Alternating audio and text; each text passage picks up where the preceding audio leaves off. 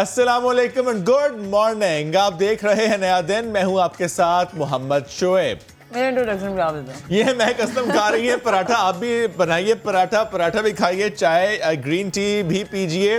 मैंने जल्दी से नाश्ता करें। बिल्कुल, हम रोजाना ही कहते हैं जनाब तगड़ा नाश्ता कीजिए। दिन का आगाज बड़ा अच्छा होना चाहिए, बड़ा एनर्जेटिक होना चाहिए। और कराची वाले वो भी बड़े शौक से खाते हैं पराठे, बल्कि वो कभी कभी कहते हैं कि पराठा खाना है, रात को ऑर्डर कर देते हैं पराठे।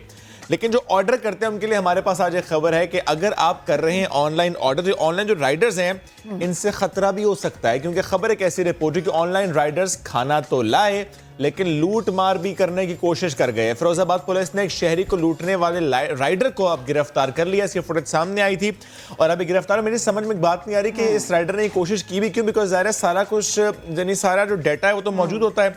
अगर आप ऐसी लूटमार करेंगे तो जिसके घर आप जाके लूटमार करें वो रिपोर्ट करेगा और मालूम हो जाएगा कि आप कौन थे। बिकॉज जाहिर है डाटा मौजूद होता है। मे भी उन्होंने इतना वो डीप ना गए इसको तहकीक करने में, या उन्होंने जो है इतना रिसर्च ना किया और वो उन्होंने कार्रवाई डालनी है। उन्होंने सोचा कि हर कोई जो है ना वो बंगलोल हमें मिलेगा, हम उसको लूट के आ जाएंगे। लेकिन फिर भी आप एहतियात बरतें, क्योंकि अक्सर ऐसा होता है कि रात के वक्त हम जो है ना काफ़ी लेट नाइट खाना ऑर्डर कर रहे होते हैं और हम समझते हैं कि बड़ा सिक्योर है ये। तो ठीक है, एहतियात करनी बेहद ज़रूरी है।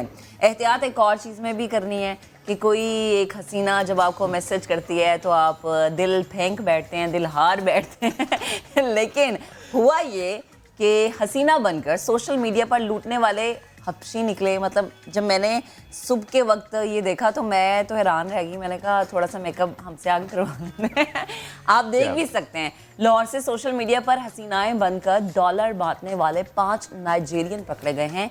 एक पाकिस्तानी भी शामिल है। पाकिस्तान ने कहा हम क्यों पीछे रह जाएं। वो ग्रुप बन गया होगा, पाकिस्तानी भी उसमें शामिल हो गए। और उन्हें बताया होगा कि यहाँ पे जो लड़के ना जब हसीना ऐसे करती है ना तो फौरन से लाइन लग आपने एक ऐसी आईडी बनाने जिसमें आपने नाम लिखना है किसी खातून का, 2 4 5 6 तस्वीरें लगा दो, दिल फेंक आशिक दिल हारने से पहले तहकीक कर लें आप कि कौन बैठा सामने, है ना। चलें जी, ये हसीना नहीं, ये निकले हबशी। चलिए बढ़ते हैं आगे।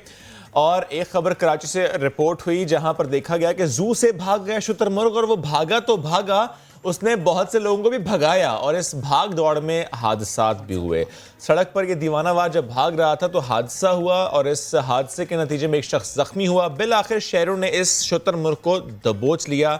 ये भागा कैसे, इस पर काम अभी हो रहा है कि आखिर भाग कैसे गया। हाँ ना, चिड़ियाघर से मतलब वहाँ पर जाहिर सी बात है जानवर अगर हैं तो उनकी हिफाजत के इकदाम भी किए जाते हैं। वैसे मैं होता ना, मैंने तो पकड़ लेना था इसको, गला के ज़िबा करना था, खा जाना था। ना ऐसे जानवरों से प्यार करना सीखे, पॉजिटिव रहे हर और जो कल आप बकरे का गोश्त ढूंढने गई थी वो क्या था? देखिए मेरी बात सुने, वो तो जाहिर सी बात है जरूरत जब होती है तो अच्छा, ठीक है। ये तो वही आपने बात कर दी। मिला नहीं मुझे वो ठीक है, वो जो आपको मंगल के रोज नहीं मिला। वैसे मेरी बेटी अक्सर एक मुझे कहती है, जब मैं उससे कहूँ ना कि बेटा बकरे का गोश्त खाना है या बड़ा गोश्त खाना है या चिकन खाना है, तो कहते हैं बाबा नो, इनकी फैमिलीज होती हैं, नहीं खाना गोश्त। मैंने कहा बेटा, मैंने कहा क्या खाओगी?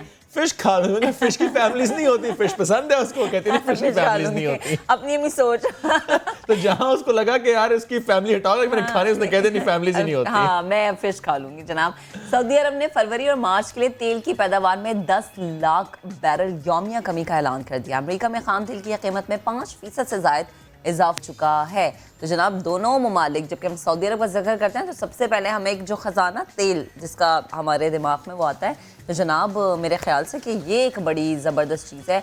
और जो चीज़ें हो रही हैं उसके मुताबिक मेरे ख्याल से दुनिया का जो दुनिया का ग्राफ है वो चेंज भी हो रहा है, दुनिया का सिस्टम भी चेंज हो रहा है। तो जनाब आगे बढ़ते हैं, दीगर खबरें शामिल। बिल्कुल जी, पहले मौजू की तरफ बढ़ते हैं और पहले मौजू पे बढ़ते बढ़ते महक से एक सवाल करते हैं कि महक, कराची में इतने अरसे से रह रही हैं तो कराची को समझ लिया आपने, कराची को किस चीज की सबसे ज्यादा जरूरत है? सफाई की। ज्यादा सोचना नहीं, बड़ा फौरन जवाब दे दिया। सफाई की जरूरत है, बिल्कुल है, आई एग्री। लेकिन एक और मसला भी है। क्या? वो है जनाब गदागर, बेगर माफिया। हम कहीं खाना खाने जाएं, हम कहीं गाड़ी कुछ देर के लिए रोक दें, हम कहीं सिग्नल पर रुकें, हम शॉपिंग पर जाएं, मॉल्स के बाहर हम देखते हैं कि गदागर मौजूद होते हैं। ऐसे में सवाल ये उठता है कि जो हकदार है, जो वाकई गरीब है, उसकी मदद हो नहीं रही, क्योंकि एक माफिया है जो लूट रहा है इस तरीके से, जिन्होंने प्रोफेशनल भिखारी इसी तरह कहना चाहिए कि मार्केट में भेजे और वो फिर लोगों से आके पैसे मांगते हैं और लोग फिर पैसे दे देते हैं। और वो गदागर ये कहते हैं कि हमें काम करने की ज़रूरत ही नहीं है, क्योंकि हमें यहीं से इतना ज़्यादा माल मिल जाता है, हम यहीं से इतना कमा लेते हैं। कोई हमें नज़र आता है व्हील चेयर पर, कोई नज़र आता है बैसाखियों का सहारा लेकर, कोई तो बिल्कुल ठीक ठाक, वो तो मतलब एक्ट भी नहीं करते कि कोई मसला है और वो मांग रहे होते हैं। और जब आप इनके बारे में तहकीक करें तो आपको ऐसे चौंका देने वाले हकाइक सामने आते हैं। और कोरोना के दौरान शहर कायद में गदागरों की तादाद भी काफ़ी बढ़ चुकी है। और यकीनन जब हम देखते हैं कि एक एक सिग्नल्स पे आपको एक एक टाइम पे 6-6, 7-7 लोग मिल रहे होते हैं। और सबसे जो दुख वाली चीज़ है, इन्होंने एरियाज बांटे हुए होते हैं, एरियाज बांटे होते हैं, सिग्नल्स बांटे होते हैं। और इसीलिए सिंध पुलिस ने गदागर माफिया के खिलाफ अब क्रैकडाउन का फैसला कर लिया है। और ये अहम फैसला है कि गदागरों के जो खानदान है, इनमें जो बच्चे शामिल होते हैं, उनका DNA टेस्ट कराया जाएगा कि वाकई ये उनके बच्चे हैं या कोई मामला कुछ और है। हाँ, और आप मतलब एक और चीज़ है जो कि बड़ी चौंका देने वाली है, वो ये कि अक्सर गदागर जो है वो क्रिमिनल एक्टिविटीज़ में भी मुलव्वस पाए जाते हैं। हमारे chief crime reporter Ahmed Rehman Khan ने कुछ अर्से पहले इस पर रिपोर्टिंग की, एक रिपोर्ट बनाई, आइए आपको दिखाते हैं। कराची में एक माफिया ऐसा भी है जो खामोश शहर की सड़कों से महाना करोड़ों रुपए जमा कर रहा है। ये माफिया कौन सा है, आइए आपको बताते हैं। दिन हो या रात, जैसे ही सिग्नल पर गाड़ी रुकती है तो गुर्बत की दुहाइयां देते पेशावर गदागर आ जाते हैं। अब ये मुनज्जम कारोबार है जो गलियों, बाजारों और सिग्नल्स पर खूब चमकता है। जी हाँ, जिन्हें हम गरीब और जरूरतमंद समझकर ऐसे ही पैसे दे देते हैं। कभी आपने ये सोचा है कि ये लोग अपने घरों से निकलकर इन सिग्नल्स तक आते कैसे हैं? इन गदागरों की बाकायदा ड्यूटीज लगती हैं। सुबह सवेरे ही ट्रक, रक्षों और गाड़ियों के जरिए इन्हें तैनात कर दिया जाता है।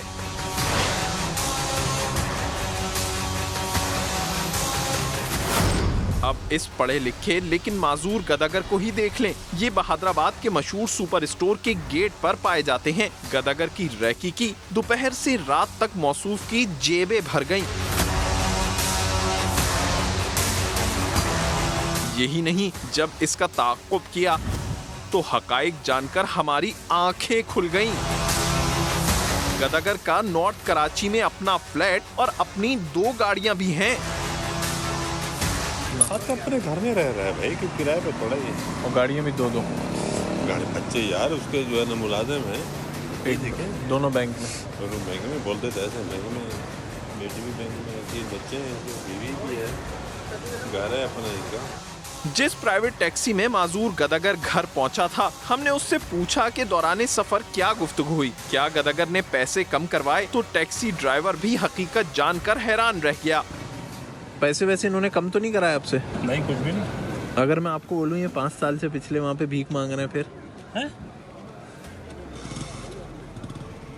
मैं कुछ नहीं बोल सकता। अगले रोज हमने इस ही गदागर से दरियाफ्त किया तो उसने भीख मांगने से साफ इनकार कर दिया, बल्कि एनजीओ के नाम पर डोनेशन जमा करने का कहा।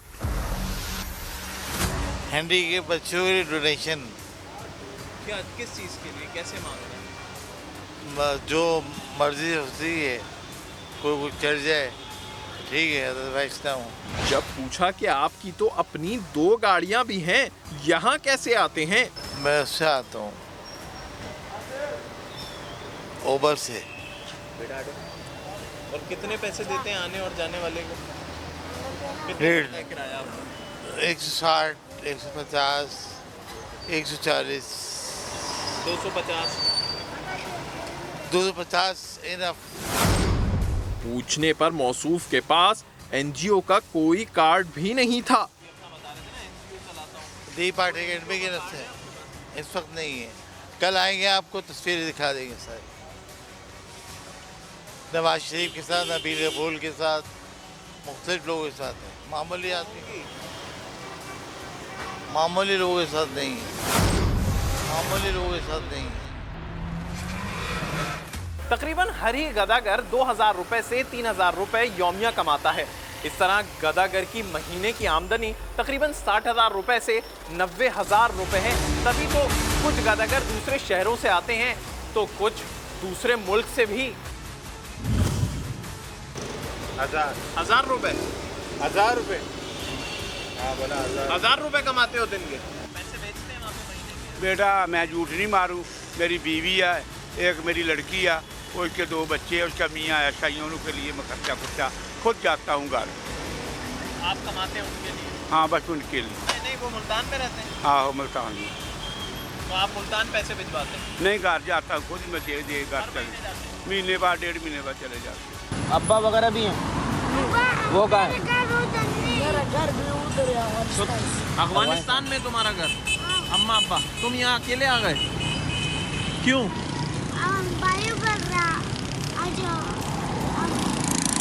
कितने भाई हो यहाँ पे?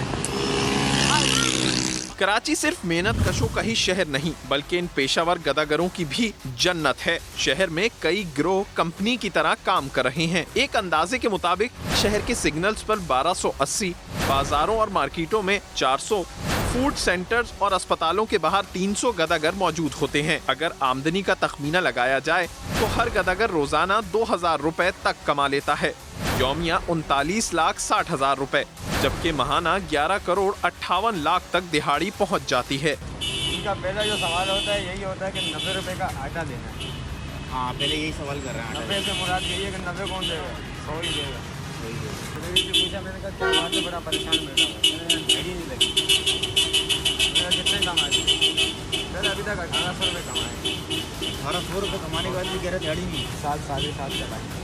भीख सदका खैरात जरूर दें मगर हकदार को भी देख कर तसल्ली कर लें, कहीं आपका पैसा गलत हाथों में तो नहीं जा रहा। कैमरामैन इम्तियाज अली के साथ अहमद रहमान खान, समा, कराची। और इसीलिए गुज़श्ता रोज ये अहम मीटिंग हुई कि अब गदागर नहीं बचेंगे और ये कहा गया कि डीएनए टेस्ट कराया जाएगा उनके बच्चों का। कोई प्रोफेशनल गदागर है तो उसको अब उससे निपटा जाएगा। समाजी रहनुमा राना आसिफ साहब भी उस मीटिंग में मौजूद थे, हमें इस वक्त स्टूडियोज में ज्वाइन किया, उनसे हम मजीद बात करेंगे। सर बेहद शुक्रिया आपके वक्त का।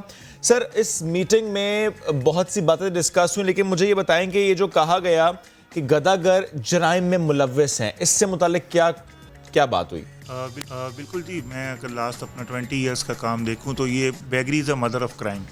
इसके अंदर कमर्शियल सेक्स वर्क होता है, इसके अंदर ड्रग पेडलिंग होती है, इसके अंदर कवर बेगरी होती है, यानी 2-4 किताबें या कोई चीज़ मास्क हाथ में लेके खड़े हो जाना या फ्लावर कि आप यहाँ तो हमसे ये ख़रीद लें या हमारी मदद कर दें। तो ये सारी यहाँ पे इंटेलिजेंस शेयरिंग होती है और इसमें विमेन हरासमेंट होती है और इसमें पब्लिक न्यूसेंस होती है और ये तमाम चीज़ें मिल के जो सोसाइटी में आपके टूरिज़्म को डिस्करेज करती हैं। कोई टूरिस्ट कैसे आएगा कि जब उसका कैमरा छिन जाएगा, जब उसको अब इसमें एक पूरा माफिया है जिसको हम कहते हैं फार्मूला।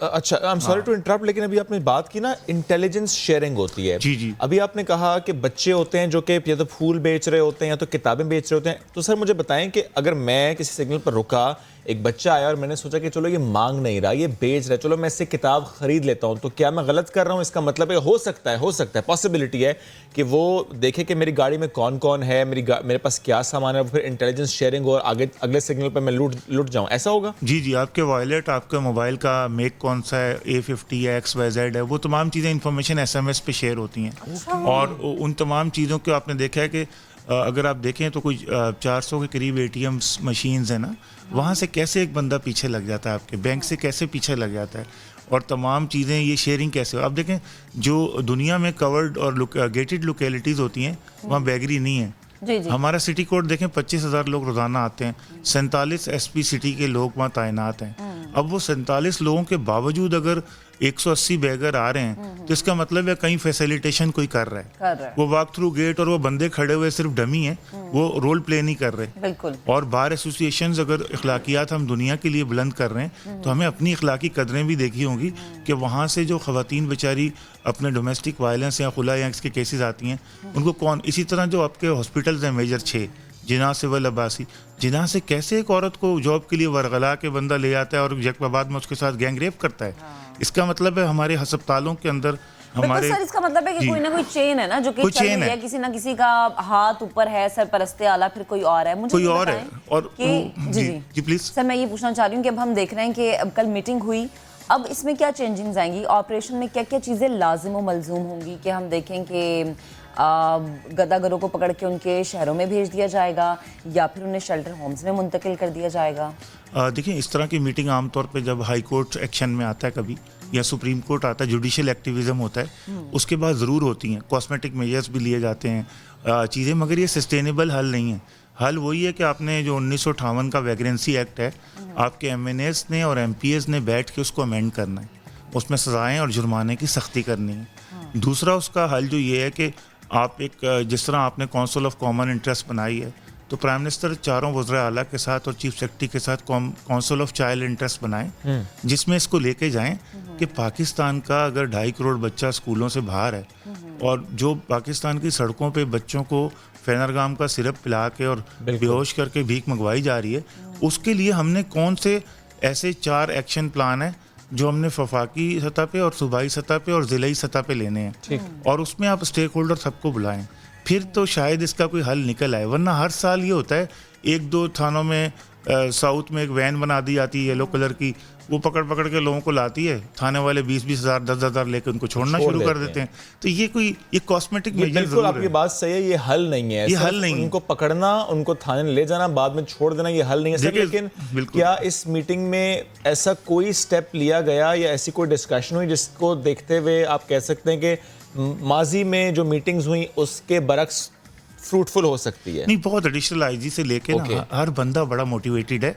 हर इंसान चाहता है कि हम पाकिस्तानियों को महफूज बिल्कुल सही बात है, जो न्यूसेंस से पाक एनवायरनमेंट लेकिन सर कैसे होगा? लेकिन इसको कैसे होगा, ये $100 मिलियन आपका क्वेश्चन है कि इसमें हमें ज़रूर देखना पड़ेगा। हमारे बच्चों के वोट नहीं होते, लिहाजा हमारे पॉलिटिशियन की ये तरजीहात नहीं है। कभी पीडीएम ने देखा ये मुतालबा किया हो कि हमने बैगरी खत्म करनी है पाकिस्तान से? सर किसी ने भी नहीं किया। तो जब पॉपुलर स्टांस और अवामी दबाव कितने, कानून से ज्यादा ताकतवर अवामी दबाव होता है कि आपका अवामी दबाव कितना है। कि सोशियोलॉजी में कहते हैं first of all the definition of social problem is that first of all people recognise it's social problem. जिस दिन हमने मान लिया कि बैगरी है, आपको नहीं लगता कि हम तो मान चुके हैं, हमें तो मालूम है, अब तो किसी से सवाल करो बेगर्स का तो वो कहते हैं yes there is a mafia and it's beggar mafia, ये तो मालूम हो चुका। लेकिन सर अब जिस इसमें नए पॉइंट्स हैं कि जो बच्चे साथ मौजूद होते हैं उनका डीएनए टेस्ट कराया जाएगा, तो यानी ये सर ये कुछ महीनों में हो जाएगा? ये बहुत ऐसा इकदाम है। नादरा और एफआईए को किसने रोका है कि तारिकीन वतन अगर 30 आबादियां बर्मी और बंगालियों की कराचियों में उनका डेटा ना बनाए? किसने रोका है कि जो रोडों पर बच्चे हैं और उनके वालिदैन उनका पैदाशी सर्टिफिकेट ना चेक किया जाए? हम 50-100-200 रुपए का बर्गर खा लेते हैं, उतने में तो एक बच्चे का पैदाशी सर्टिफिकेट बन जाता है। तो हमें चाहिए कि अगर हमारे जिन थानों के हदूद में ये बैगर हैं वहाँ की तो रोज़ाना की रिश्वत 10-10, 15-15 लाख है, तो वहाँ तो आप पैदाशी सर्टिफिकेट चाहें तो एक रॉकेट साइंस आधे घंटे में बना सकते हैं। सर ये तो बात आपने पैदाशी सर्टिफिकेट की, लेकिन आपको लगता है कि ये पुलिस के लिए इतना बड़ा चैलेंज नहीं है? सिर्फ अपनी हदूद में अगर वो ये चेक कर लें कि सुबह 6:30 बजे ही क्यों कोई गाड़ी आती है और एक खास डिस्टेंस से लोगों को बिठाना शुरू कर देती है, तो जरा सा चेक करेंगे तो मालूम हो जाएगा। सबसे बड़े तो स्टेक होल्डर ट्रैफिक पुलिस है। जब आपकी गाड़ी गलत खड़ी होगी तो आपकी अगर मिसाल के तौर पे 70 से 80 हज़ार रुपए पैसे इकट्ठे होते हैं, डीएमसी और traffic police mobile phone market से उठाती है। अगर आप जाएं कैमरा लेकर तो अगर वो 80 हज़ार रुपए वहां से उठा सकते हैं और एक गाड़ी गलत करती है तो लिफ्टर फौरन आ जाता है, तो कैसे एक सिग्नल पे 15 से 40 अफराद आते हैं और वो ड्यूटियां टाइमिंग अपनी चेंज करते हैं कि नासिर जम मटके वाली पुलिया से आगा खान की पहाड़ी के पास बच्चे फूल बेचने आते हैं 6 से 9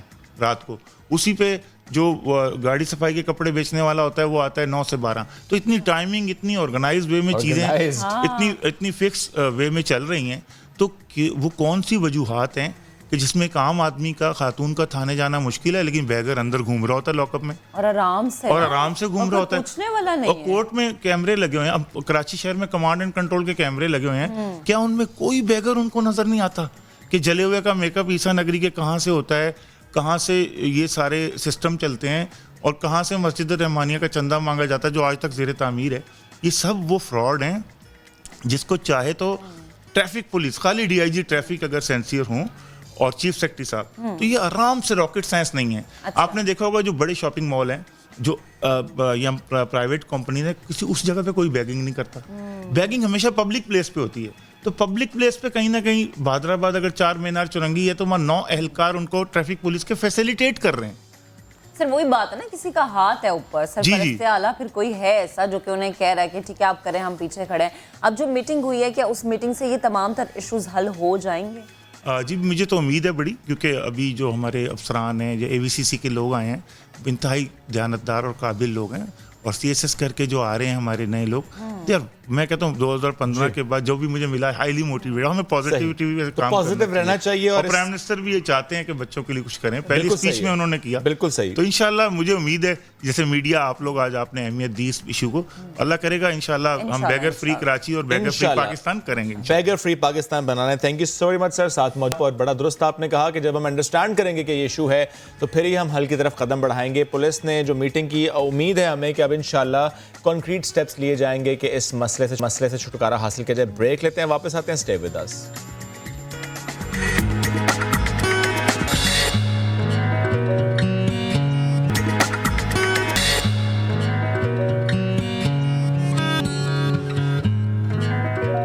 वेलकम बैक वंस अगेन। अब बात करेंगे उस सानहे की, उस वाक़े की जिसने पूरी कौम को गम में मुब्तला किए रखा है। हम बात कर रहे हैं मच वाक़े की। हमने देखा कि कितनी बेदर्दी से कारकुनों को कत्ल किया गया, उनका खून बहाया गया। अब जो उनके लवाहिकीन हैं वो उनकी डेड बॉडीज़ को लेकर एहतजाज कर रहे हैं और मुतालबा कर रहे हैं कि जब तक वज़ीर आज़म इमरान खान नहीं आएंगे तब तक हम किसी से मुज़ाकरात के लिए तैयार नहीं होंगे। हमने देखा कि गुज़श्ता रात जुल्फ़ी बुखारी साहब वहाँ पर पहुँचे, अली ज़ैदी साहब वहाँ पर पहुँचे, कासिम सूरी साहब भी वहाँ पर गए, लेकिन कोई मुज़ाकरात कामयाब नहीं हुआ। और इसी सिलसिले की अगर हम ये कड़ी कहें तो गलत नहीं होगा कि कराची में भी एहतजाज जारी है। मजलिस वहदतुल मुस्लिमीन ने एयरपोर्ट जाने वाला रास्ता बंद कर दिया है। गुलिस्तान जौहर हो, सफारी पार्क हो, नुमाइश चौरंगी हो, अब्बास टाउन या फिर पावर हाउस चौरंगी, यहाँ पर धरना दिया जा रहा है। यानी वो जो धरना जिसका आगाज़ हुआ था क्वेटा से, अब लग ये रहा है कि वो धरना पूरे मुल्क में जारी है। वो मुख्तलिफ शहरों में पहुंच गया क्योंकि उनके मुतालिबात माने नहीं जा रहे। उनका एक बेसिक मुतालिबा ये है कि जब तक वज़ीर आज़म पाकिस्तान इमरान खान साहब वहाँ नहीं आएंगे तब तक ना सिर्फ ये कि वो तदफीन करेंगे बल्कि वो वहाँ से उठेंगे भी नहीं और अपना एहतजाज जारी रखेंगे। हमें शाहनवाज़ अली कादरी ज्वाइन कर रहे हैं कराची से, और क्वेटा से हमारा साथ देंगे हमारे नुमाइंदे मुजीबुल्लाह। मुझे पहले मैं आपकी तरफ आना चाहूँगा, जिस तरह महक ने भी बताया कि अली ज़ैदी साहब भी गए, जुल्फ़ी बुखारी साहब भी वहाँ पर गए, मुज़ाकरात नाकाम हुए। इनका मुतालबा अब भी वही है कि जब तक इमरान खान साहब नहीं आते ये लोग नहीं उठेंगे, तदफीन नहीं करेंगे। सख्त मौसम है, ऐसे में ख़वातीन वहाँ पर मौजूद हैं, बच्चे वहाँ पर मौजूद हैं और इसी तरह धरना दिए बैठे हैं। जी बिल्कुल, सूरत हाल कुछ यूँ है कि शदीद सर्द मौसम के बावजूद हज़ारा बिरादरी के जो लवाहिकीन हैं और हज़ारा बिरादरी से ताल्लुक़ रखने वाले जो लोग हैं वो बदस्तूर मगरबी बाईपास पर धरना दिए बैठे हैं और मैयतों के हमरा इनका ये प्रोटेस्ट जारी है। मुतालबा सिर्फ एक ही है कि तहफ़्फ़ुज़ फराहम किया जाए और जितने भी कल्प्रिट्स हैं, जितने भी मुलविस अनासर हैं, उनको गिरफ्तार करके कैफ़र किरदार तक पहुँचाए। और जो सबसे बड़ा इनका ये मुतालबा है कि वज़ीर आज़म इमरान खान जब तक नहीं आते ना ही वो तदफीन कराएंगे डेड बॉडीज़ की और ना ही वो यहाँ से उठेंगे। ताहम दूसरी जानिब हमने ये देखा कि आज जो है सूरत-ए-हाल कुछ यूँ है, क्या चौथा दिन है इस एहतजाज का, और आज सूरत-ए-हाल ये है कि मीडिया को भी अब दूर रखने की कोशिश की जा रही है। मीडिया को भी जो है ना वो अंदर जाने की, धरने के मकाम पर जाने की इजाज़त नहीं है। मैं जिस वक्त मौजूद हूँ, मुझसे कुछ फासले पर मैं देख सकता हूँ कि धरने का वो मकाम है, ताहम हमें यहाँ पर पुलिस ने ये बताकर रोक दिया है कि हमें ऊपर से ऑर्डर्स हैं, हम आपको आगे जाने नहीं दे सकते। मुझीब जानने की भी कोशिश मुझीब आपने पूछा पुलिस से ऐसा क्यों कहा गया, क्यों रोका जा रहा है, क्यों आपको जाने नहीं दिया जा रहा, क्यों मीडिया को रोका जा रहा है? वो पहले गम में है, जिनकी आवाज़ हम बन रहे हैं, वो पहले दुख में हैं, उनके जो लवाहिकीन हैं वो पहले ही हम देख रहे हैं कि वहाँ पर 4 दिन से बैठे हैं, पूरी रात उन्होंने वहाँ पर गुजार दी है। ऐसे में अगर मीडिया उनकी आवाज़ नहीं बनेगा, अगर उनकी आवाज़ ऐवान तक नहीं पहुँचेगी, हुकाम बाला तक नहीं हम पहुँचाएंगे, तो उनका गम, उनका अब तो गम के बाद कहना चाहिए गुस्सा बढ़ जाएगा। बिल्कुल, हमने मालूमात करने की कोशिश की, ताहम जो हुकाम है यहाँ पर, जो पुलिस एहलकारान है, हमें बताने से कासिर है, कह रहे हैं कि ऊपर से ऑर्डर्स हैं, हम आपको जाने नहीं दे सकते। सिर्फ ये जुमला कहा, उसके बाद आगे के कोई अल्फाज नहीं। ताहम हमने अब बहुत सा इनसे कोशिश की कि हम जाएं, उनकी कवरेज करें, उनकी आवाज़ बने। ताहम अब जो सूरत हाल है वो ज़रा मुख्तलिफ हो गई है। इस भारी नफरी जो है वो पुलिस की, बलूचिस्तान कॉन्स्टेबलरी की इस मगरबी बाईपास पर तैनात कर दी गई। इस वक्त भी हम देख सकते हैं बैकग्राउंड में पुलिस की जो नफरी है वो तैनात है। मेरे फ्रंट पर भी जो रो है यहाँ पर लगा दिए गए हैं पुलिस एहलकारों और बलूचिस्तान कांस्टेबलरी की एक भारी नफरी यहाँ पर मौजूद अच्छा है। मुजीब, आप पुलिस की नफरी की बात कर रहे हैं, ये तो एक पुरअमन एहतजाज है ना, ये तो इंसाफ मांग रहे हैं, ये तो ये कह रहे हैं कि हर दफ़ा सर्दियों में हमारे घरों से जनाजे उठते हैं, कुछ ना कुछ वाक़या होता है, खुदारा कुछ ऐसा कर दें कि अगली सर्दियां हमारी सुकून के साथ गुजर जाएं। मुझे ये बताएं कि गुज़श्ता रोज़ हमने देखा कि हुकूमत के बड़े नुमाइंदगान यहाँ पर पहुँचे थे, जुल्फी बुखारी, अली जैदी, कासिम सूरी यहाँ पर आए थे, मुज़ाकरात वो भी नाकाम हुए, उनकी एक ना मानी गई। अब आगे का लाएहमल क्या है? डटे हैं मुजाहिरीन इसी चीज़ पे कि जब तक वज़ीर आज़म नहीं आएंगे हम नहीं। अच्छा मुजीब, इससे पहले कि मुजीब आप जवाब दें प्लीज़, साथ रहेगा इस वक्त तर्जुमान बलूचिस्तान हुकूमत लियाकत शाहवानी साहब ने हमें ज्वाइन किया, उनसे भी बात कर रहे थे। लियाकत साहब बेहद शुक्रिया। लियाकत साहब, इस वक्त दुख की घड़ी है, ऐसे में जबकि 4 रोज़ हो गए कारकुनों के जो लवाहिकीन हैं, जो शहीद होने वालों के लवाहिकीन हैं, वो इस सख्त मौसम में एहतजाज कर रहे हैं और हमारे रिपोर्टर में ये बता रहे हैं कि जो पुलिस वहाँ पर तैनात है वो ये कहती है कि हमें ऊपर से ऑर्डर है कि इनके पास नहीं जाना, इनकी आवाज़ लोगों तक ना पहुँचे। सर ये तो बड़ी बड़ी ज्यादती हो रही है। नहीं, किधरी जो है मिसअंडरस्टैंडिंग जरूर होगा। इनकी आवाज़ हम हैं, इनकी आवाज जो है हुकूमत बलूचिस्तान है, इनकी आवाज मैं हूँ और इसके लिए हम सब आवाज उठा रहे हैं। और ये जो जालिमाना इकदाम किया गया, ये जो जालिमाना अमल किया गया जी, उस वक्त से मुसलसल हम उसकी मजम्मत कर रहे हैं। सर बात मजम्मत से आगे कब बढ़ेगी सर? अगर आप कहते हैं कि आप उनकी आवाज़ हैं, सर पहले मेरा सवाल लीजिएगा, अगर आप कहते हैं कि आप उनकी आवाज़ हैं, अगर आप कहते हैं कि बलूचिस्तान हुकूमत उस दुख को समझती है, सर उनका एक मुतालबा है, वो कहते हैं इमरान खान साहब आएंगे तो हम धरना खत्म करेंगे। सर इमरान खान साहब को आप क्यों नहीं बुलाते, आप उन्हें क्यों नहीं रिक्वेस्ट करते कि आइए इनसे मिल लीजिए? देखिए, प्राइम मिनिस्टर साहब ने जो है परसों भी फेडरल मिनिस्टर शेख रशीद साहब, डिप्टी स्पीकर कौमी असेंबली कासिम सूरी साहब को भिजवाया और रात के अली जैदी साहब, जुल्फी बुखारी साहब भी क्वेटा तशरीफ लाए। अब वो प्राइम मिनिस्टर साहब जो सीएम सेक्रेटरीट है उनके बिहाफ पे तो मैं कुछ नहीं बता सकता, कोई कंफर्मेशन नहीं कर सकता, लेकिन ये है कि इत्तलाहात तो हमारी यही है कि प्राइम मिनिस्टर साहब शायद वो भी प्लान कर रहे हैं और प्राइम मिनिस्टर साहब अपने तौर पर यकीनन कोशिश कर रहे हैं कि मुख्तलिफ फेडरल मिनिस्टर भिजवाने के बाद कि शायद ये मसला हल हो। अगर नहीं होता, देखिए अब तो जो मुजाहिरीन है धरना वो कॉन्स्टेंटली अभी इंसिस्ट कर रहे हैं कि प्राइम मिनिस्टर साहब, लियाकत साहब कता कलामी की माजरत, आप कह रहे हैं मसला, ये मसला नहीं है, ये उनका दुख है, ये उनका गम है, क्योंकि जब यहाँ पर ख़वातीन से बात की जाती है तो वो कहते हैं कि हम हर सर्दियों में, हर दिसंबर जनवरी में हमारे घरों से जनाजे उठते हैं, हमारे बच्चों का लहू बहता है, आखिर ये कब तक इनके साथ होता रहेगा? अल्लाह करे कि इस वाक़े के बाद ऐसा वाक़या कभी भी ना हो, ये तो मेरी दुआ है, हम सबकी दुआ है, हम सबकी ख्वाहिश है। लेकिन मेरी जो गुजारिश है, चूंकि अब वो एग्रीव्ड हैं, वो हर्ट हैं, उनके जज्बात हैं, वो जो आप उनका दुख का जिक्र कर रहे हैं, अल्लाह जानता है वो दुख हमारा है, हमारे दिल में वो दुख है, हम सबका मुश्तरका दुख है, हम सब उसको महसूस करते हैं। और फिर उस दुख से के साथ साथ जो हमारी माए बहने इस सर्दी में, शदीद सर्दी में रोडों पे बैठे हैं, आप क्या समझते हैं कि अगर हम चैन से बैठे हुए, हम सकून सर लगता है ऐसे है, I am really sorry to say sir, लेकिन लगता है ऐसे है सर। अगर आप कहते हैं कि आप दुख समझते हैं, अगर आप कहते हैं कि सख्त मौसम है, अगर आप उन खवातीन का दुख समझते हैं, बच्चों का दुख समझते हैं, सर हुकूमत ने क्या किया उनके लिए? सर कल भी हमने रिपोर्टर से बात की, हुकूमत ने तो कोई फैसिलिटीज नहीं दी, हुकूमत ने तो कोई इंतजाम नहीं किया उनके लिए। अपनी मदद आपके तहत इंसाफ के मुतलाशी हमें नजर आ रहे हैं। इंसाफ देखिए फराम करना यकीनन बलूचिस्तान गवर्नमेंट की सर, और सहूलियात देना, अगर इतनी ठंड में बैठे हैं वो किसका काम है? प्लीज रिपीट कीजिएगा सर। सहूलियात देना किसका काम है? वो सर्द मौसम में बैठे हैं, पानी भी उन्होंने मंगवाना होता है तो खुद मंगवाते हैं, गर्म कपड़े रजाइयाँ भी अगर उनको चाहिए, वो ज़ाहिर है गर्म कपड़े तो चाहिए उनको, लेकिन वो सर अपनी मदद आपके तहत मैनेज कर रहे हैं। हुकूमत ने उनको सपोर्ट नहीं किया, हुकूमत ने दुख की इस घड़ी में भी उनका साथ नहीं दिया। सर मजम्मत से आगे बढ़ जाइए, दुआ से आगे बढ़ जाइए, कुछ कीजिए। नहीं, बिल्कुल हम कर रहे हैं। पहले ही दिन जो है जब ये धरना हमने इसी तरह टीवी चैनल्स पे ये सवाल उठाया गया। हमने ये कोशिश की, लेकिन चूंकि एग्रीव्ड है वो अभी फेवर लेने को भी तैयार नहीं। जाहिर है सर, वो फेवर कैसे लेंगे? उनके घरों से जब जनाजे उठे, लगते जिगर जुदा हो गए, वो फेवर कैसे ले लेंगे? और ये जो पैसों की बात करते हैं, उनके 10 लाख दे दिए, 12 लाख ही उनके दुख का मदावा नहीं कर सकते। लास्ट क्वेश्चन है, जाम कमाल साहब कहाँ पर है?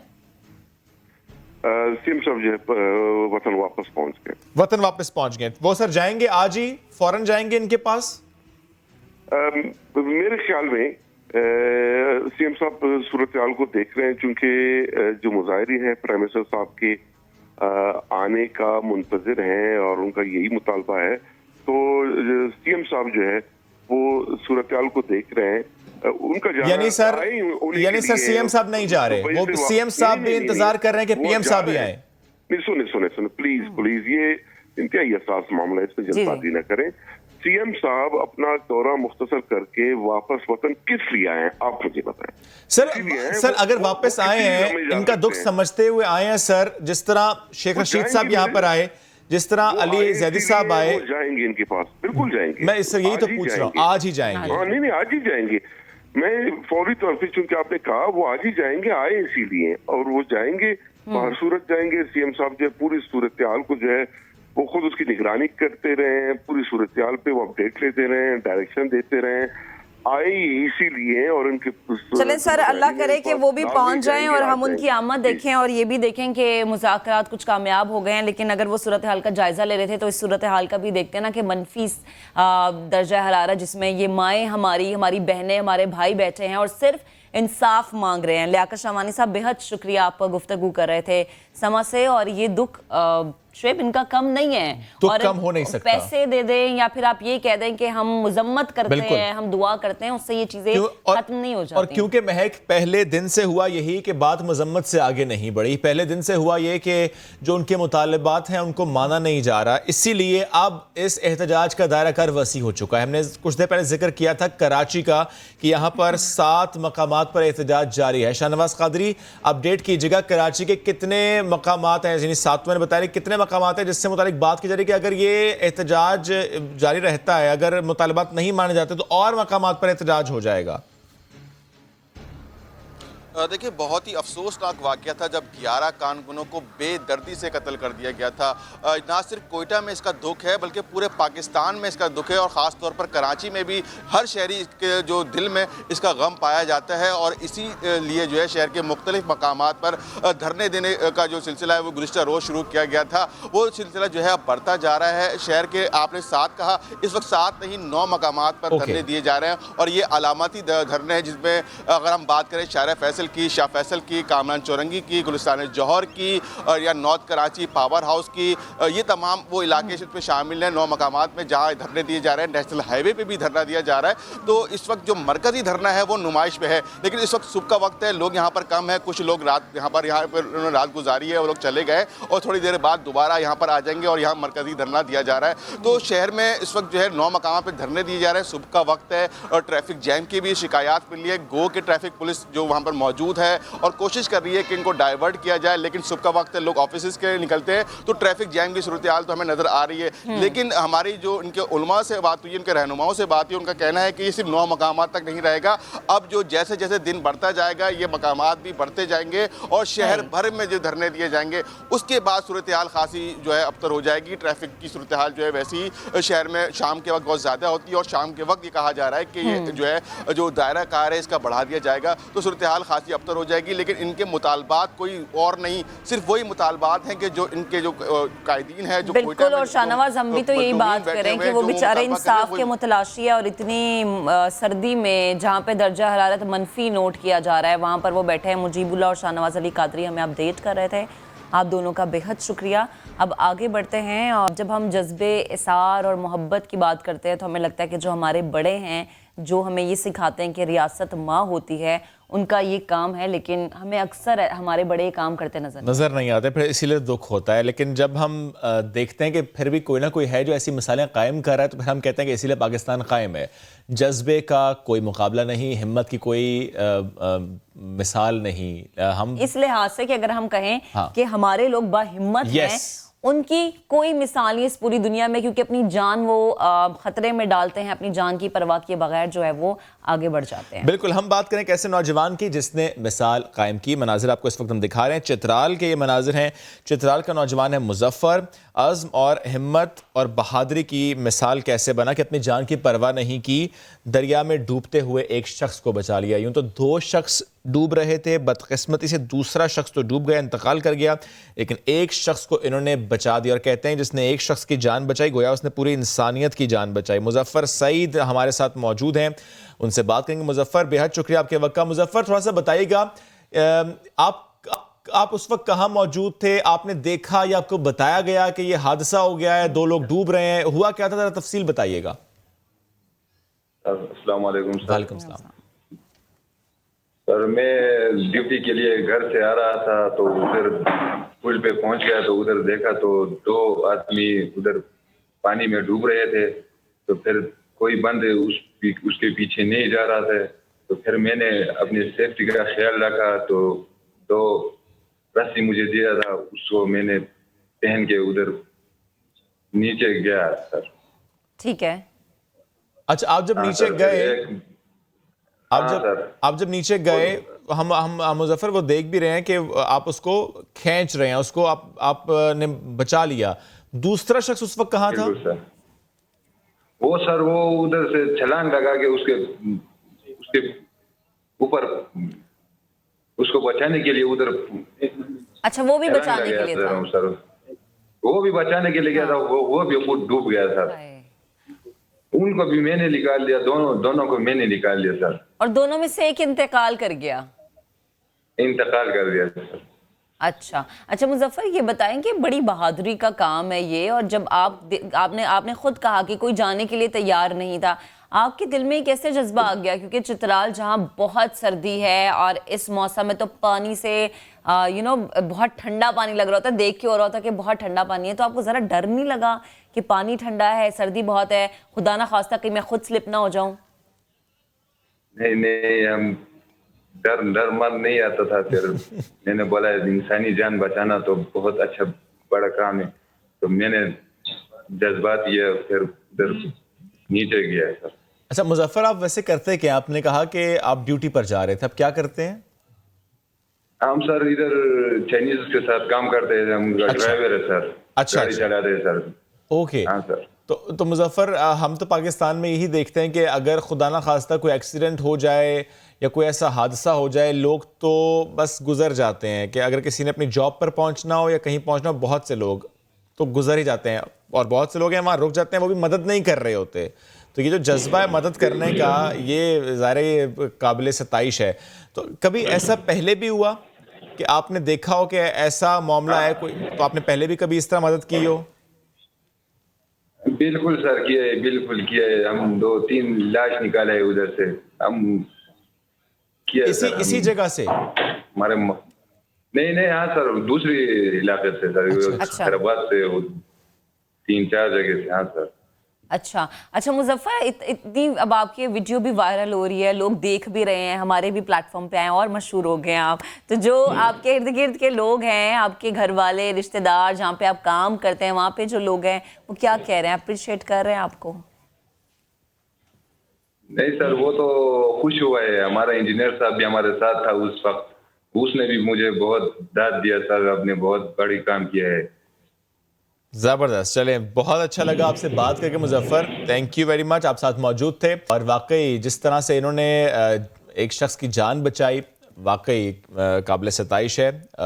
बढ़ते हैं आगे। पाकिस्तान का नाम रोशन करते हैं पाकिस्तानी, ऐसे ही एक पाकिस्तानी की आज हम बात करेंगे। मुल्क की नुमाइंदगी करने वाले पाकिस्तानियों की बात करते हैं, और एक ऐसा शख्स, person with different ability, gold medal इन्होंने हासिल किया।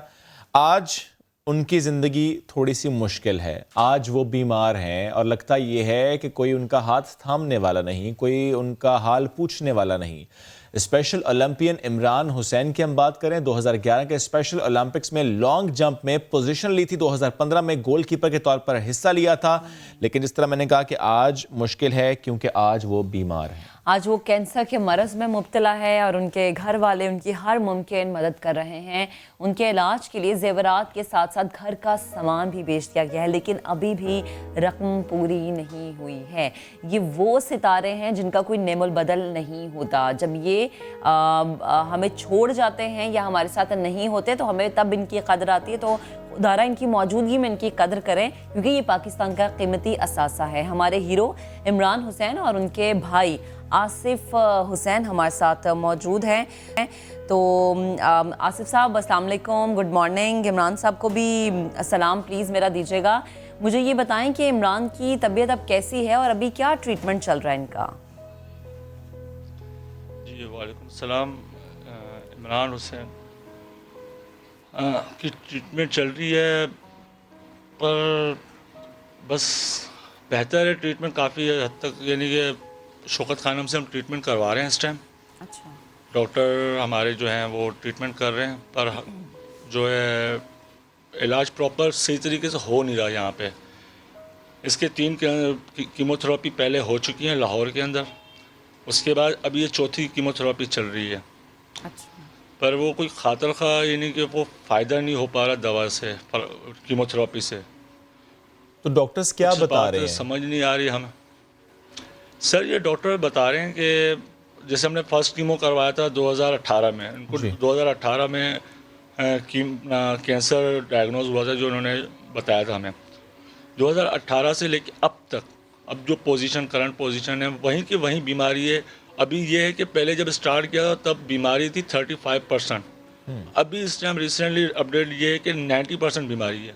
ओके, लेकिन आपने कहा समझ से बाहर है कि आपने कहा शौकत खानम से आप इलाज करवा रहे हैं, तो जी शौकत खानम में तो मुस्तहिक अफराद का मुफ्त इलाज होता है, फिर भी क्या आपसे पैसा लिया जा रहा है, आपको देना पड़ रहा है, खर्च हो रहा है इस पे? सर कुछ कंडीशंस होती हैं वहाँ की, प्रॉब्लम कुछ होते हैं, उस चीज़ को प्रोसीजर होते हैं, उसको लेके चलना पड़ता है। सही है। अच्छा आसिफ साहब, मैं एक और चीज़ आपसे जानना चाह रही हूँ कि आप लोगों ने तो इमरान के इलाज में कोई कमी नहीं रखी, कोई कसर नहीं छोड़ी। प्लीज़ मुझे ये बताएगा कि इस वक्त कितनी रकम की ज़रूरत है? मैम इस टाइम हमारे लिए जो है ना मेन प्रॉब्लम जो है ना सारी जो है ना एक्चुअली कन्वेंस हमारे लिए बहुत इशू हो गया है। नंबर 1। नंबर 2 ये कि जैसे लाहौर हमें जाना होता है और कराची में हमें मुख्तलिफ ट्रीटमेंट मुख्तलिफ जगह पे, जैसे अभी इनको हेपेटाइटिस का भी इशू है, तो लियाकत नेशनल हॉस्पिटल से हेपेटाइटिस का इलाज चल रहा है। अच्छा। ठीक है, तो दोनों चीज़ें, कैंसर और हेपेटाइटिस दोनों हैं इनको, तो वो दोनों चीज़ों को लेके चल रहे हैं। वो खतीर रकम की ज़रूरत पड़ रही है। कोशिश हम लोग अपनी तरफ से तो करेंगे इंशाल्लाह, हम तो अपने भाई को नहीं छोड़ेंगे, कुछ भी हो जाए। हम भी नहीं छोड़ेंगे, हमारा भी भाई है। बिल्कुल, पर हमने कहा एक पाकिस्तान के लिए इसने गोल्ड मेडल लिया है, पाकिस्तान के लिए ब्रॉन्ज मेडल विन किया है, पाकिस्तान के लिए सिल्वर मेडल इसने विन किया है। इसने जब पाकिस्तान को इतना कुछ दिया है तो कुछ ना कुछ पाकिस्तान का भी हक बनता है कि इसके ऊपर कुछ करे, इसके लिए कुछ करे, और इसके लिए हमने इसीलिए सिर्फ आवाज़ दी है। बिल्कुल, आप ये बात बिल्कुल दुरुस्त है। इसने पाकिस्तान का नाम रोशन किया है, तो अब पाकिस्तान को इसके लिए कुछ करना है, हर पाकिस्तानी को इसके लिए कुछ करना है। इदारों ने आगे बढ़ना है और इदारों ने इसके लिए कुछ करना है। तो जब बात इदारों की है तो मुझे बताएं कि किसी इदारे ने राबता किया आपसे, हुकूमती इदारे ने या किसी प्राइवेट NGO ने? सर ये मेडल आपको दिखा रहा हूँ, ये 2015 में ये ऑस्ट्रेलिया से इसने विन किया गोल्ड लॉन्ग जंप में, ये वाला, और ये अमेरिका से उसने विन किया था फुटबॉल में, वहाँ से एज अ फुटबॉल था, अपना गोलकीपर था वहाँ पे। ये 2 मेडल उसने वहाँ से विन किए थे। माशाल्लाह। तो आसिफ साहब मुझे ये भी बताएं कि अभी तक कोई ऐसा इदारा, अब ये मेरे घर पे ये मेडल मेरे घर पे समझो किस काम के हैं मेरे, आप मुझे बता दें, मेरे किसी काम के हैं? मेरे पास पूरी वॉल सजी हुई पड़ी है, मेडल्स की, ट्रॉफियों की वॉल सजी हुई है मेरे पास, मेरी किस काम की? बिल्कुल। जब मेरा भाई जब मेरा भाई नहीं अगर खुश हो रहा, जब मुझे पता है कि पाकिस्तान में उसका इलाज नहीं हो सकता, नहीं कर पा रहे लोग, डॉक्टरों से नहीं हो पा रहा यहाँ पे, मुझे पता है डॉक्टर खुद एक्सेप्ट कर रहे हैं कि हम कोशिश कर रहे हैं, हम एक्सपेरिमेंट कर रहे हैं, हम कोशिश कर रहे हैं। सर आसिफ, कोशिश 2018 से लेकर 2021 आ गया है। यानी आसिफ सर ये कोशिश आप यानी हम ये कह सर आप सकते हैं, खुद बताएं, यानी हम ये कह सकते हैं, आपकी बात को ये आगे बढ़ाता हूं कि इमरान की हालत को देखते हुए इनके इलाज के लिए रकम तो ज़ाहिर ज़रूरत है उसकी, लेकिन इनका इलाज पाकिस्तान में नहीं हो सकता, इनको बाहर भेजना होगा ताकि इनका नहीं हो इलाज हो सकता, जाए। बाहर भेजना होगा। सर हमें रकम से नहीं वास्ता, हमें रकम नहीं चाहिए। जो मुखैर हजरात हैं वो रकम अपने पास रखें, हमें इलाज चाहिए बाहर, क्योंकि 2018 से लेकर 2021 आ गया, आज 2021 तक हम लोग वहीं के वहीं बीमारी है, बीमारी प्लस हो रही है, माइनस का नाम नहीं ले रही। तो इसका मतलब ये ना कि पाकिस्तान में पाकिस्तान में इलाज फिर नहीं इसका है। इलाज नहीं है। तो आसिफ साहब मुझे प्लीज नहीं एक है, बात सर। बताएं कि आपने सर, किसी इदारे से राबता किया, या किसी इदारे ने आपसे राबता किया, जवाब क्या मिला? मैम वो कहते हैं ना, जो जगह जलती है अंदाजा उसी को होता है। बिल्कुल ऐसे। मैंने कहाँ नहीं भटकाऊंगा, मैं कौन से दरवाजे मैंने नहीं खड़काए होंगे, पर हम गरीब बंदे हैं, हमारी इतनी अप्रोच नहीं है, हमें दरवाजे की सिक्योरिटी भगा देती है, हमारी सिक्योरिटी तक रसाई है, सिक्योरिटी हमें बाहर अंदर आने नहीं देती। कहाँ गए, कहाँ गए, मैं अगर आपसे ये पूछूं जहाँ पर सिक्योरिटी ने आपको अंदर भी नहीं जाने दिया?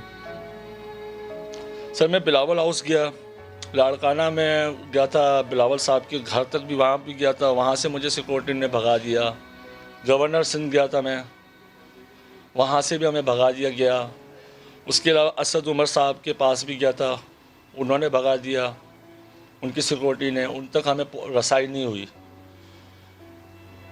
मैं कराची में मेरे को जहाँ तक हलीम आदिल शेख साहब तक मैंने रसाई हासिल करना चाहिए, वहाँ पे भी नहीं हो सकती मेरी रसाई। ये तो सारे सियासतदान, लेकिन क्या किसी एनजीओ से भी राब्ता किया आपने कि वो सपोर्ट करे आपको? क्योंकि जाहिर है बाहर जाना इसके इलाज में आपने कहा सर एनजीओ में चाहिए। सर एनजीओ की कुछ फॉर्मेलिटीज़ होती हैं, कैटेगरियाँ होती हैं, कुछ उनकी फॉर्मेलिटीज़ होती हैं। मैंने मुख्तलिफ एनजीओ से रब्ता किया, पर उन्होंने बोला एप्लीकेशन बना के दो, हम एप्लीकेशन आपकी पेंडिंग में रखेंगे, देखेंगे, ज़रूरत होगी तो हम आगे प्रोसीड करेंगे। हमने कहा ठीक है। अभी एक एनजीओ ने मेरे से रब्ता किया है, जिसने कुछ ना कुछ मेरी हेल्प कर रही है, अल्हम्दुलिल्लाह। ठीक है। लेकिन अगर मैं फिर भी पूछूं कि क्योंकि बाहर जाना है, इलाज बाहर से होना है, तो बाहर जाना, उसका खर्चा, इलाज होना, उसका खर्चा, टोटल कितनी रकम है जो कि ज़ाहिर है किसी इदारे ने आपको देनी है या किसी मुखैर शख्स ने आपको देनी है, ताकि हम ये अंदाज़ा लगा सकें कितने पैसे चाहिए ताकि इलाज हो जाए बाहर से? सर मैंने अप्रोक्सिमेटली मैंने एक मालूमात ली थी ऐसे, वो भी गूगल पे और मैंने मुख्तलिफ जगह पे मैंने रिसर्च किया था, तो 1 से 1.5 करोड़ रुपये से ज़्यादा की खतीर रकम की ज़रूरत है वहाँ पे। अच्छा। मैं सिर्फ अंदाज़न बता रहा हूँ, पर क्योंकि मेरी अप्रोच नहीं है, ना मैंने किसी वहाँ के डॉक्टर से मैंने कोई लिंक कर पाया हूँ कि कितना वहाँ पे ट्रीटमेंट पे खर्चा होगा। और ठीक है, ये आपका अंदाज़ा है, ये आपका अंदाज़ा है। ठीक ये है, मेरा जस्ट अंदाज़ा है। और अब आसिफ साहब हम तो दुआ गो हैं कि अल्लाह करे कि हमारे प्लेटफॉर्म से जो लोग आपको सुन रहे हैं, ये जो इदारा आपको सुन रहा है, आपकी मुश्किल आसान हो जाए। और इमरान हमारी कौम का असासा है, और खुदा करे कि ये असासा इसी तरह कायम रहे, अपने कदमों पे वो चलें, सेहतमंद हों वो। बेहद शुक्रिया, आप हमसे गुफ्तगू कर रहे थे। तो जो जैसे कि हम इस स्टोरी के इंट्रो में भी शुएब जिक्र कर रहे थे कि जब शख्स मौजूद है आप उसकी तभी कदर कर लें तो आपके लिए बेहतर है, आपके मुल्क के लिए बेहतर है। अभी हम क्या करने लगे, एक छोटी सी ब्रेक लेते हैं, वापस आते हैं, साथ रहिए।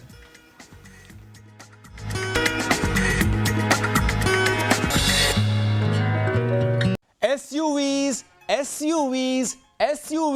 जिस शोरूम पर भी आप जाएं वहां आपको सिर्फ और सिर्फ नजर आती है SUVs। 40 से 55 लाख की रेंज में हमें बहुत सारी नई गाड़ियां अब नजर आ रही हैं, जिसमें प्रोटॉन की X70 भी है। इसके डिफरेंट वेरिएंट्स हैं। इसके अलावा किया की स्पोर्टेज 2020 किया ने पहले भी लॉन्च की थी, एक बार फिर किया ने ये SUV पाकिस्तान में लॉन्च की है। MG की HS क्या चमचमाती, क्या जबरदस्त गाड़ी है। इसके फीचर्स बेहतरीन है। DFSK की ग्लोरी 580, इसमें भी जनाब वेरिएंट्स हैं और हर वेरिएंट बेहतरीन है। हुंडई की टूसॉन, ये भी गाड़ी ऐसी है जो दिल को बड़ी भा रही है। लगता यूं है कि पाकिस्तान में SUV गाड़ियों का जुम्मा बाजार लग चुका है। क्रॉसओवर्स SUVs हर जानिब हमें अब दिखाई दे रही हैं। सवाल यह है कि पाकिस्तान में नई आने वाली कंपनीज आखिर सिर्फ और सिर्फ SUVs ही क्यों बना रही हैं। सवाल यह भी है कि ये SUVs आखिर खरीद कौन रहा है। मुल्क की मईशत पर इसका क्या असर पड़ेगा। ऑटो पॉलिसी 2016, इसका क्या रोल है और क्या इस सेक्टर में बेहतरी के लिए नई पॉलिसी लाई जा रही है। इन तमाम सवालों का जवाब जानने के लिए हमें इस सेगमेंट में अभी ज्वाइन कर रहे हैं मौशी तज्जियाकार Muzammil Aslam sahab, and we have with us secretary auto industry development committee engineer Asim Ayaz sahab. Muzammil साहब, पहले हम आपसे बात करना चाहेंगे, थोड़ा सा प्लीज ट्रेंड शेयर कीजिएगा कि 2020 में गाड़ियों की फरोख्त का डाटा हमें क्या बताता है। सेल्स में हमने ट्रेंड क्या देखा है। हम देख रहे हैं कि बाज़ गाड़ियों की जो सेल है पिछले साल के मुकाबले में, कोरोना में तो सिफर हो गई थी, पिछले साल के मुकाबले में 50% से भी ज़्यादा है। सिर्फ जहां पे हमने देखा कि गाड़ियों की जो है सेल कम है वो 1000 सीसी से नीचे वाली गाड़ियों की देखिए। बाकी उसके ऊपर जितनी गाड़ियाँ 1300 सीसी हो गई, 1800 सीसी हो गई। इस साल से आपको पता है साल सवा साल से पाकिस्तान में जो है क्रॉस ओवर जीप्स भी आना शुरू हो गई। अच्छा मुजम्मिल साहब, यानी इस ट्रेंड को देखते हुए फिर हम ये कह सकते हैं कि अपर क्लास को कोई फर्क नहीं पड़ा, या ये भी कह सकते हैं कि जो अमीर था वो और अमीर हो गया है। देखें, अमीर तो हमेशा से अमीर हो रहा है पाकिस्तान में, और जो फासला है अमीर और गरीब का वो बढ़ता जा रहा है। ट्रेडिशनली इस फासले को कम किया जाता है टैक्स से, और टैक्स जो है वापस जो है आम आवाम पे खर्च होता है। लेकिन अगर आप देखें पिछले 8 सालों में जो टैक्स है, जो हुकूमत जो है वो आम आवाम से ज़्यादा जो है बड़े बड़े सरमाएकार और बड़े बड़े कारोबारों को इंसेंटिव दे रही है। जैसे मैंने आपको बोला कि रियल एस्टेट का पैकेज आया, फिर इसके अलावा मैंने आपको बताया कि जी कभी चीनी वालों को जो है सब्सिडी मिल जाती है। आजकल टेक्सटाइल वाले जो है वो तो हमेशा से लाड ले रहे हैं, उनको जितना हो सकता है वो उनको जो है मुराद दी जा रही है। सही। अच्छा Muzammil sahab, just to understand more, car industry, auto industry, इसका हमारी इकोनॉमी में शेयर कितना होता है? मिसाल के तौर पर गाड़ियां ज़्यादा बनती हैं, फ़रोख्त होती हैं, साथ ही हम देखते हैं कि इंपोर्ट की जाती हैं गाड़ियां, तो इससे मईशत पर फ़र्क क्या पड़ता है? एक तो शेयर बताएं, और दूसरा इससे फ़र्क क्या पड़ता है इकोनॉमी पर? पाकिस्तानी कम से कम 400 अरब रुपए की सालाना गाड़ियां नई खरीदते हैं। 400 अरब रुपए का मतलब होता है 2 से ढाई अरब डॉलर। 2 से ढाई अरब डॉलर जो आपकी दरामद का जो बिल है उसका जो है 5% बनता है। जाने कि जितनी आप दरामद करते हैं उसका 5%। अब जब ये गाड़ी आती है तो इसके लिए तेल भी मंगाना पड़ता है। तेल आपका 10 से 12 अरब डॉलर का आता है जो दरामदात का 25% है। तो आप ये सोचें कि ये जो शाह खर्ची है ये हमारी मईशत पे एक बहुत बड़ा बोझ है, क्योंकि हमारे मुल्क में तेल पैदा नहीं होता। गाड़ियां हम उस अगर यहाँ बना भी रहे हैं तो उसका तमाम का तमाम सामान इंपोर्ट कर रहे हैं। तो इसको जो है मकामी तौर पे एक तो सस्ता करें, और यहाँ पे इसकी जो है टेक्नोलॉजी को पे काम करके इसको यहाँ पे बनाया जाए। ये एक फैक्टर है जिसकी वजह से आप देख लें कि हमारा करंट अकाउंट डेफिसिट भी बढ़ता है। और फिर हमें जो है बाहर से कर्जे भी लेने पड़ते हैं। तो पाकिस्तानी कौम जो है बेदरेक पैसा गाड़ियों पे खर्च करती है। हालांकि दुनिया का स्टैटिस्टिक्स आप देखें तो औसतन जो 1000 लोग पाकिस्तान में गाड़ी ख़रीदते हैं वो दुनिया की कम तरीन सतह है। तो गाड़ी की ज़रूरत तो है, लेकिन गाड़ी की इंडस्ट्री जो है वो जो है उसको अभी तक पाकिस्तान में अगर आप 3 जापानी गाड़ियों की कंपनियां देख लें, ये 1990 की दिहाई से पाकिस्तान में, आज 30 साल हो गए, वो अभी भी कहते हैं कि आप ड्यूटी ज़्यादा लगाएं, हमें प्रोटेक्शन दें। और उन्होंने जो गाड़ियों का सामान तैयार कर रहे हैं या वो कम से कम कर रहे हैं। मेन सामान आज भी जो बड़ा है वो बाहर से ही आ रहा है। अच्छा मुजम्मिल साहब, अब चूँकि बहुत सारी कंपनीज बहुत सारी नई गाड़ियाँ जो है वो ला रहे हैं, तो क्या एक आम आदमी खुश हो जाए? क्या वो ये सोचे कि क्योंकि और गाड़ियाँ आ रही हैं और बहुत सी नई कंपनीज आ रही हैं तो अब वो भी गाड़ी ले सकेगा? देखें, पाकिस्तान में पहली बात तो ये कि आम आदमी की तो रीच में गाड़ी है ही नहीं ना, तो आम आदमी की सवारी तो बेचारे की बाइक है या बस है, ठीक है। इवन जिसकी तनख्वाह 50, 60, 70 हज़ार रुपये है, उसके लिए भी जो है गाड़ी एक ख्वाब है। अब जो गाड़ी पाकिस्तान में लेते हैं वो मिडिल क्लास और मिडिल क्लास से ऊपर का तबका लेता है। अब पाकिस्तानियों का ना बाय डिफ़ॉल्ट थोड़ा सा टेस्ट अच्छा है और गाड़ियों में बहुत ज़्यादा अच्छा है, और वो कोशिश करते हैं कि उनकी गाड़ी चमकीली हो, उसमें ऑप्शंस हो, पायदारी हो। अच्छा, यानी मुजम्मिल फिर हम ये समझ लेते हैं कि आम आदमी तो गाड़ी खरीद नहीं रहा, जो मिडिल क्लास तबका है, जो अपर क्लास है, वो गाड़ियाँ खरीद रही है। यानी उनके लिए आसान है कि बैंक जाएं, कर्ज लें और गाड़ी खरीद लें। और जो इंटरेस्ट रेट कम हुआ है बैंकिंग सेक्टर में, ये एक अहम वजह है जिसकी वजह से हम देख रहे हैं गाड़ियों के फरोख्त में इजाफा हुआ है। मेन फैक्टर ही है। अगर आप देखें आज गाड़ियों की सेल के जो 75 से 80% जो है वो सारा का सारा बैंकिंग सेक्टर और बैंक लीज के केसेस पे ही हो रहा है, क्योंकि अब लोग 50 लाख रुपए निकालना कोई आसान काम नहीं है। अब बैंक जो है 30% अगर 15 लाख आप दें तो 50 लाख की गाड़ी ले लें, बाकी जो है 3 साल 5 साल तक की वो जो है आपको सहूलत दे देते हैं कि आप ऐसा ऐसा भरें। तो इवन जो आप देखेंगे कि बड़े बड़े मकानों में या बड़े बड़े घरों में लोग रह रहे हैं या अच्छे कारोबारों में रह रहे हैं, वो भी जो है बैंक लीज की तरफ जा रहे हैं, क्योंकि 9%, 10% के अंदर जो है उनको गाड़ी की सहूलत मुहैया हो जाती है। सही। ऑटो पॉलिसी 2016 से मुतालिक बात कर लेते हैं। आसिम अय्याज साहब, आपकी तरफ आऊँगा। नई ऑटो पॉलिसी के पीछे मकासद क्या थे हुकूमत के, और क्या हुकूमत वो मकासद हासिल कर चुकी है? और एक और सवाल कि पॉलिसी रिन्यू कब होगी? बिस्मिल्लाहिर्रहमानिर्रहीम। नई ऑटो पॉलिसी 2016-21 में जब ये अनाउंस की गई, इस पे उस वक्त की मार्केट में कंपटीशन नहीं था, मुकाबला नहीं था। ये मुकाबला अब आ चुका है। काफ़ी गाड़ियाँ यानी बसें, ट्रक्स, कार्स, SUVs और LCVs बनाने वाली कंपनियां अब हमारे पास लाइसेंस ले चुकी हैं। इनमें से 6 कंपनियों ने अपने ऑपरेशन स्टार्ट कर दिए हैं और बाकी कंपनीज 2021 में अपने ऑपरेशन स्टार्ट करेंगी। और जो ऑब्जेक्टिव था इसका कि मार्केट में कंपटीशन आए, वो अचीव हुआ है। अच्छा आसिम साहब, अभी मुजम्मिल असलम साहब ने भी कुछ देर पहले कहा कि दरामदी बिल बढ़ेगा। वो ये कहते हैं कि मईशत को नुकसान पहुंचेगा। जाहिर है स्पेयर पार्ट्स और तेल वगैरह हमें दरामद करना पड़ता है। गाड़ी की तकरीबन हर चीज़ बाहर से आ रही है। सर, ऐसे में तो मईशत का नुकसान होगा अगर यूनिट्स बाहर से ही आएंगे, अगर स्पेयर पार्ट्स बाहर से ही आने हैं। WTO के तहत आप एक हद तक आप किसी को भी मजबूर नहीं कर सकते कि जी आपने लोकल बनी हुई चीज़ या स्पेसिफिकली किस मुल्क की बनी हुई चीज़ इस्तेमाल करनी है। एक टैरिफ में, कस्टम ड्यूटी में डिफरेंस दे दिया गया है लोकल वर्सेस इंपोर्टेड। अगर किसी ने बाहर से कोई पुर्जा मंगवाना है, उसने लोकल नहीं लेना, तो एक एडिशनल ड्यूटी दे के वो मंगवा के अपनी गाड़ी में लगा सकता है। ये रिजीम WTO के तहत है। अच्छा आसिम साहब, दुनिया भर के मुकाबले में पाकिस्तान में गाड़ियों की कीमत बहुत ज़्यादा है। वजह क्या है? क्या यहाँ पर कीमत का ज़्यादा होना वो डॉलर से लिंक होता है या कोई और फैक्टर्स भी होते हैं? इसकी इनपुट में ताल्लुक होता है जी, डॉलर का भी होता है, वॉल्यूम का भी होता है, उसके अलावा टैक्सेस भी होते हैं जो मुकामी टैक्सेस होते हैं। कुछ इंपोर्ट्स ड्यूटीज़ हैं कि इंपोर्ट के ऊपर है, कुछ गाड़ी की कीमत में अदरवाइज होती हैं। और एक स्टडी हम कंपैरेटिव कर रहे हैं, वो अगली ऑटो पॉलिसी में लेके भी आएंगे।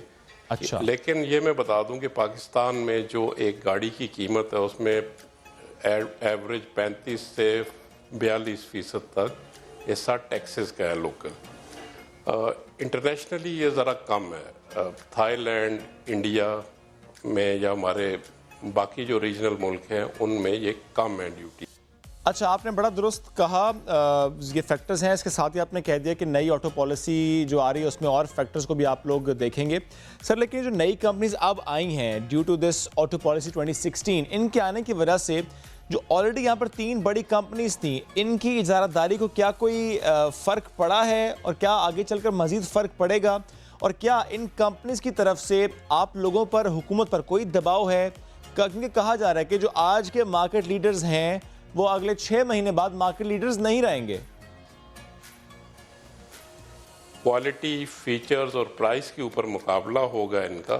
ये गवर्नमेंट ने तो खुद कंपटीशन को ओपन किया है, तो इस पे ठीक है, एज ए कंपनी पर्सपेक्टिव किसी को हो सकता है कि मेरा मार्केट में कंपटीशन ना आए, लेकिन ये कंपटीशन 2003-04 में पहले भी एक दफ़ा आया था और वो मार्केट डायनामिक्स की वजह से लोग चले गए थे, प्लांट बंद कर लिए थे उन्होंने।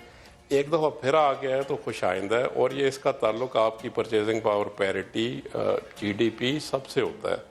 अगर हमारा जीडीपी ग्रो करेगा, इंडस्ट्री फाल होगी, लोगों की इनकम बढ़ेगी, बाहर से जो एक्सपेट्रिएट्स हैं उनकी भी अगर इन्वेस्टमेंट्स पाकिस्तान में आती हैं और जो आ रही हैं, ये उसी की वजह से एक इम्पैक्ट आया हुआ है। और हम तो ये कहते हैं कि अल्लाह करे कि इस मार्केट में तेज़ी रहे, ताकि हर एक कस्टमर का, डीलरशिप्स का और उसमें जो इनके एम्प्लॉयज़ हैं, पार्ट मैन्युफैक्चरर्स हैं, अक्रॉस दी बोर्ड जब ये इंडस्ट्री चले तो हर एक को फ़ायदा हो।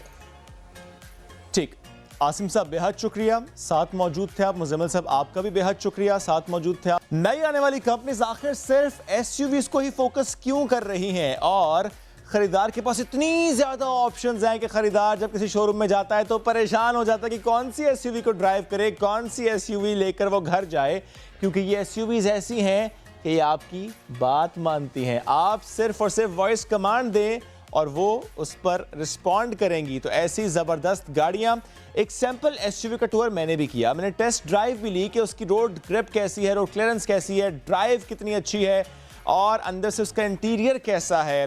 तो वो टूर कैसा रहा, पहले आपको वो दिखाते हैं और उसके बाद बात करेंगे कि एसयूवीज में इतनी वैरायटी आखिर क्यों है और सिर्फ एसयूवीज ही हर जानिब क्यों है। पाकिस्तान में मुख्तलिफ companies sports, utility vehicle, SUVs के सेगमेंट्स में डिफरेंट प्रोडक्ट्स लॉन्च कर रही हैं along with the variants.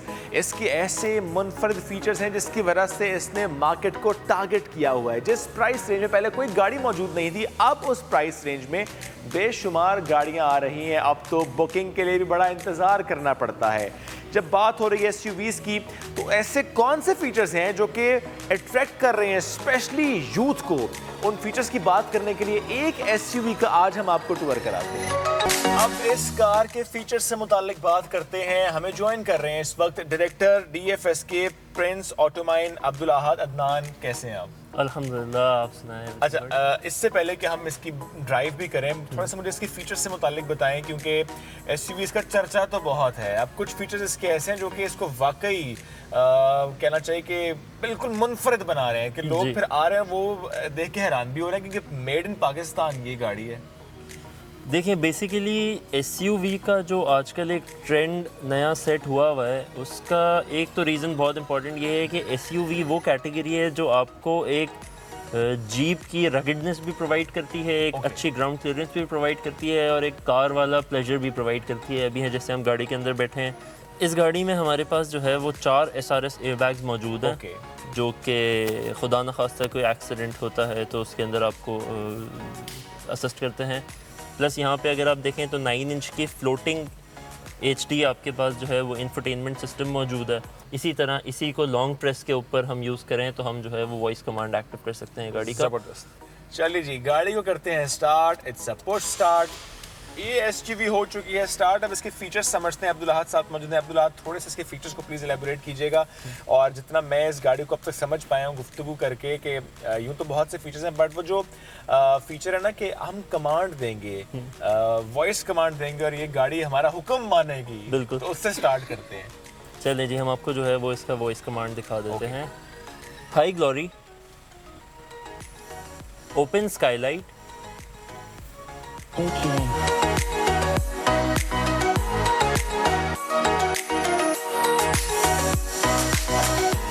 Ji open Skylight, जबरदस्त। अच्छा, ये बड़ा जबरदस्त और आई थिंक ये ज्यादा बड़ा है बाकी गाड़ियों से जो है वो मुख्तलिफ अंदाज में। इसके अंदर जो है वो सनरूफ नहीं बल्कि पैनोरामिक रूफ दिया गया है। ओके, बिल्कुल, अगर आप गौर करें तो ये पूरा रूफ यहाँ से स्टार्ट होके और सेकंड रो को भी पूरा कवर कर रहा है। अब्दुल अहद की तो बात मानी, क्या मेरी बात भी मानेगी? चेक करते हैं। हाई ग्लोरी, क्लोज स्काईलाइट, वाह, जबरदस्त। अच्छा, इसके साथ साथ हम ये कह लेते हैं कि अगर हमने विंडोज़ के कमांड देनी हो तो यानी बार बार कहना पड़ेगा हाई ग्लोरी।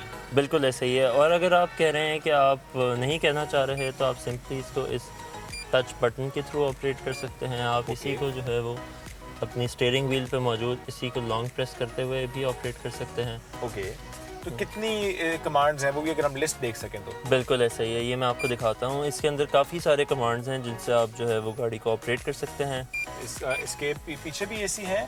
बिल्कुल ऐसा ही है। तो गर्मी नहीं लगेगी? नहीं जी, अगर आप यहाँ पे देखें तो इसके अंदर 2 एसी वेंट्स मौजूद हैं जो कि सेकंड और थर्ड रो को भी बड़ी कंफर्टेबली कवर कर लेते हैं। अच्छा, ये अगर आप ड्यूरिंग ड्राइविंग देखें और वैसे भी देखें तो ये बड़ी हैंडी पोजीशन पे हमारे पास कंट्रोल्स मौजूद हैं। इससे आप अपने इंफोटेनमेंट सिस्टम को जो है वो बड़ी इजीली कंट्रोल कर सकते हैं। ये हमने ओके किया, यहाँ से सेलेक्ट किया, ये हमने यहाँ से बैक किया, यहाँ से हम अगर हम कुछ पर्टिकुलर सुनना चाह रहे हैं आपने रेडियो ऑन कर दिया। या आपने यहाँ से वॉल्यूम अप कर दिया। ठीक। एसी भी इसका इंटेलिजेंट है? बिल्कुल, एसी को हम जो है वो इसके वॉइस कमांड से भी एक्टिव कर सकते हैं। एसी के ऑप्शंस यूज़ कर सकते हैं वॉइस कमांड से। प्लस एसी की अगर हम वैसे भी बात करें तो ये डिजिटली क्लाइमेट कंट्रोल्ड एसी है। अच्छा, एक और इसका फीचर है बड़ा ज़बरदस्त और वो है 360 व्यू, यानी गाड़ी के राइट पे क्या है, लेफ्ट पे क्या है, फ्रंट पे क्या है और रेयर साइड पे क्या है, वो मुझे प्लीज एक्सप्लेन करते हैं। बिल्कुल, मैं आपको दिखाता हूँ। ये है वन टच पे एक्सेसिबल है आपका 360 degree view camera. Wow. Basically है ये कि गाड़ी के अंदर हमारे पास 4 कैमराज इंस्टॉल्ड हैं जिनसे ये एक आर्टिफिशियली इंटेलिजेंट सॉफ्टवेयर है जो कि डेटा कलेक्ट करके और आपको पूरा व्यू देता है गाड़ी के ऊपर से। अगर हम नेविगेशन की बात करें तो इसके अंदर जो है वो ऑफलाइन नेविगेशन हमारे पास जो है वो प्री इंस्टॉल्ड है। अगर आप ये देखें तो ये आपकी गाड़ी का पूरा लोकेशन दे रहा है। अच्छा, ये जो है ये आपके पास उर्दू में भी सपोर्टिव हैं। आप इसको बहुत कंफर्टेबली यूज़ कर सकते हैं अपनी मदद से। आप यहाँ पे कोई भी आप चाहें तो आप जो है वो लोकेशन लगा सकते हैं। हेडलाइट बड़ी ज़बरदस्त है जनाब। हेडलाइट आपने की ऑन और अब हेडलाइट का एडजस्टमेंट आप कर सकते हैं। हेडलाइट आपको किस डायरेक्शन में चाहिए, 1 2 3 तो 3 डायरेक्शंस में आप हेडलाइट्स को सेट कर सकते हैं।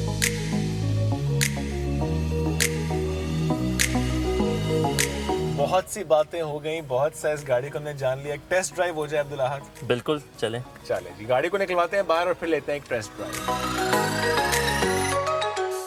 पाकिस्तान की पहली इंटेलिजेंट एसयूवी की ड्राइव है कैसी, अब जरा खुद एक्सपीरियंस करते हैं ताकि आपसे शेयर कर सकेंगे एसयूवी ड्राइव करके मजा कितना आता है। इसकी सीट है जनाब 6 वे एडजस्टमेंट और अब जरा हम इसको एडजस्ट करते हैं। सीट हमने कर ली है थोड़ी सी ऊपर, लेकिन अभी भी लग रहा है कि भैया इससे पहले जिसने ड्राइव किया ना उसकी टांगें शायद बहुत लंबी थी।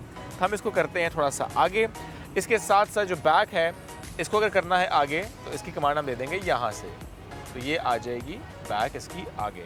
Now it is adjusted as per required. अब करते हैं ड्राइव, आइए। गाड़ी में बैठ चुके हैं हम। Always wear a seat belt when you are going to drive. और उसके अलावा जब हम गाड़ी को चेक करते हैं तो सबसे ज़्यादा हमारा ध्यान होता है कि अच्छा ऑयल चेक कर लें हम।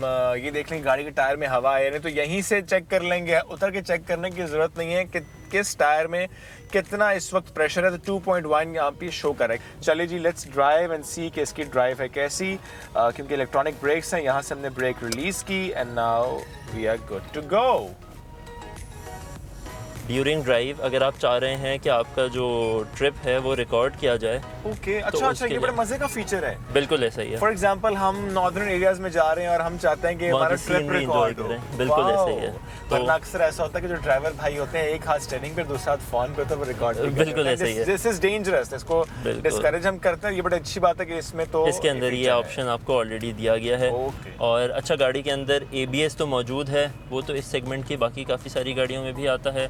EBD इलेक्ट्रॉनिक ब्रेकिंग डिस्ट्रीब्यूशन जो कि एक और बहुत ज़बरदस्त फ़ीचर है। ये बेसिकली ये होता है, ये है कि गाड़ी ख़ुद डिटेक्ट करती है कि अगले व्हील्स पे कितनी ब्रेकिंग फोर्स अप्लाई करने की नीड है और पिछले व्हील्स पे कितनी। तो अक्सर आपने देखा होगा पुरानी जो हमारी गाड़ियाँ आती थी उनमें होता ये था कि आगे इमरजेंसी ब्रेक अप्लाई होता था, पीछे वाला जो है उसको एक बहुत सडन इम्पैक्ट आता था, एक झटका फील होता था। ओके। तो इस गाड़ी में इस तरह भी नहीं होता। अच्छा, ड्राइव की अगर हम बात करें तो इस गाड़ी के अंदर 1500 सीसी टर्बो चार्ज्ड इंजन मौजूद है। ओके। और टर्बो चार्जर बेसिकली अगर हम टर्बो चार्जर की बात करें तो वो एक ऐसी टेक्नोलॉजी है, आगे का अगर हम देखें तो दौर जो है वो टर्बो चार्ज्ड इंजन्स का ही आ रहा है। ओके। और ये आपकी जो इंजन की जो पावर है, जो इंजन का टॉर्क जो इंजन प्रोड्यूस कर रहा है, और जो जिसको हम कहते हैं कि हम तो उसको 40 to 50% मोर जो है वो इन्हांस कर देता है turbo charger. Right. Sports mode आप गाड़ी का एंजॉय करना चाह रहे हैं तो आपने इसको एस पे कर देना है। ओके। अब आपको गाड़ी का एक जो रिस्पांस मिलेगा, इट्स डिफरेंट। बिल्कुल, तो ये आपको जो है वो एक अलग ही मिलेगा। बिल्कुल ऐसा। प्लस इसी के साथ साथ अगर आप चाह रहे हैं कि नहीं हम जो है वो गाड़ी को मैनुअल ट्रांसमिशन भी गाड़ी का एंजॉय करें, अच्छा, अब आपने जो है वो कर दिया। अब आप अगर सामने के इंफॉर्मेशन क्लस्टर पे देखें तो आपके पास जो है वो फर्स्ट गियर शो हो रहा है। यस। अब आप गाड़ी ड्राइव करेंगे और अपने हिसाब से गियर जो है वो मैनुअली चेंज कर देंगे। वो हम कैसे चेंज करेंगे? जिस तरह नॉर्मल मैनुअल कार में चेंज करते हैं वैसे ही? बिल्कुल, इसके अंदर जो है वो आपको कोई क्लच वगैरह दबाने की ज़रूरत नहीं है। आप ड्राइव करेंगे एक सर्टेन आरपीएम के ऊपर जाके, वो चेंज और बिल्कुल नहीं, वो चेंज नहीं, वो आपने यहीं से, क्योंकि आप मैनुअल का प्लेजर लेना चाह रहे हैं। अभी हमने किया, अभी हमने इसको प्लस किया, यहाँ मैनुअल वो हो गया। आप देखें तो पीछे करेंगे तो बढ़ता जाएगा ऐसे ही। अगर आप इसको जैसे आप इसको ऊपर करेंगे ये गियर चेंज करता जाएगा। ओके, वाह।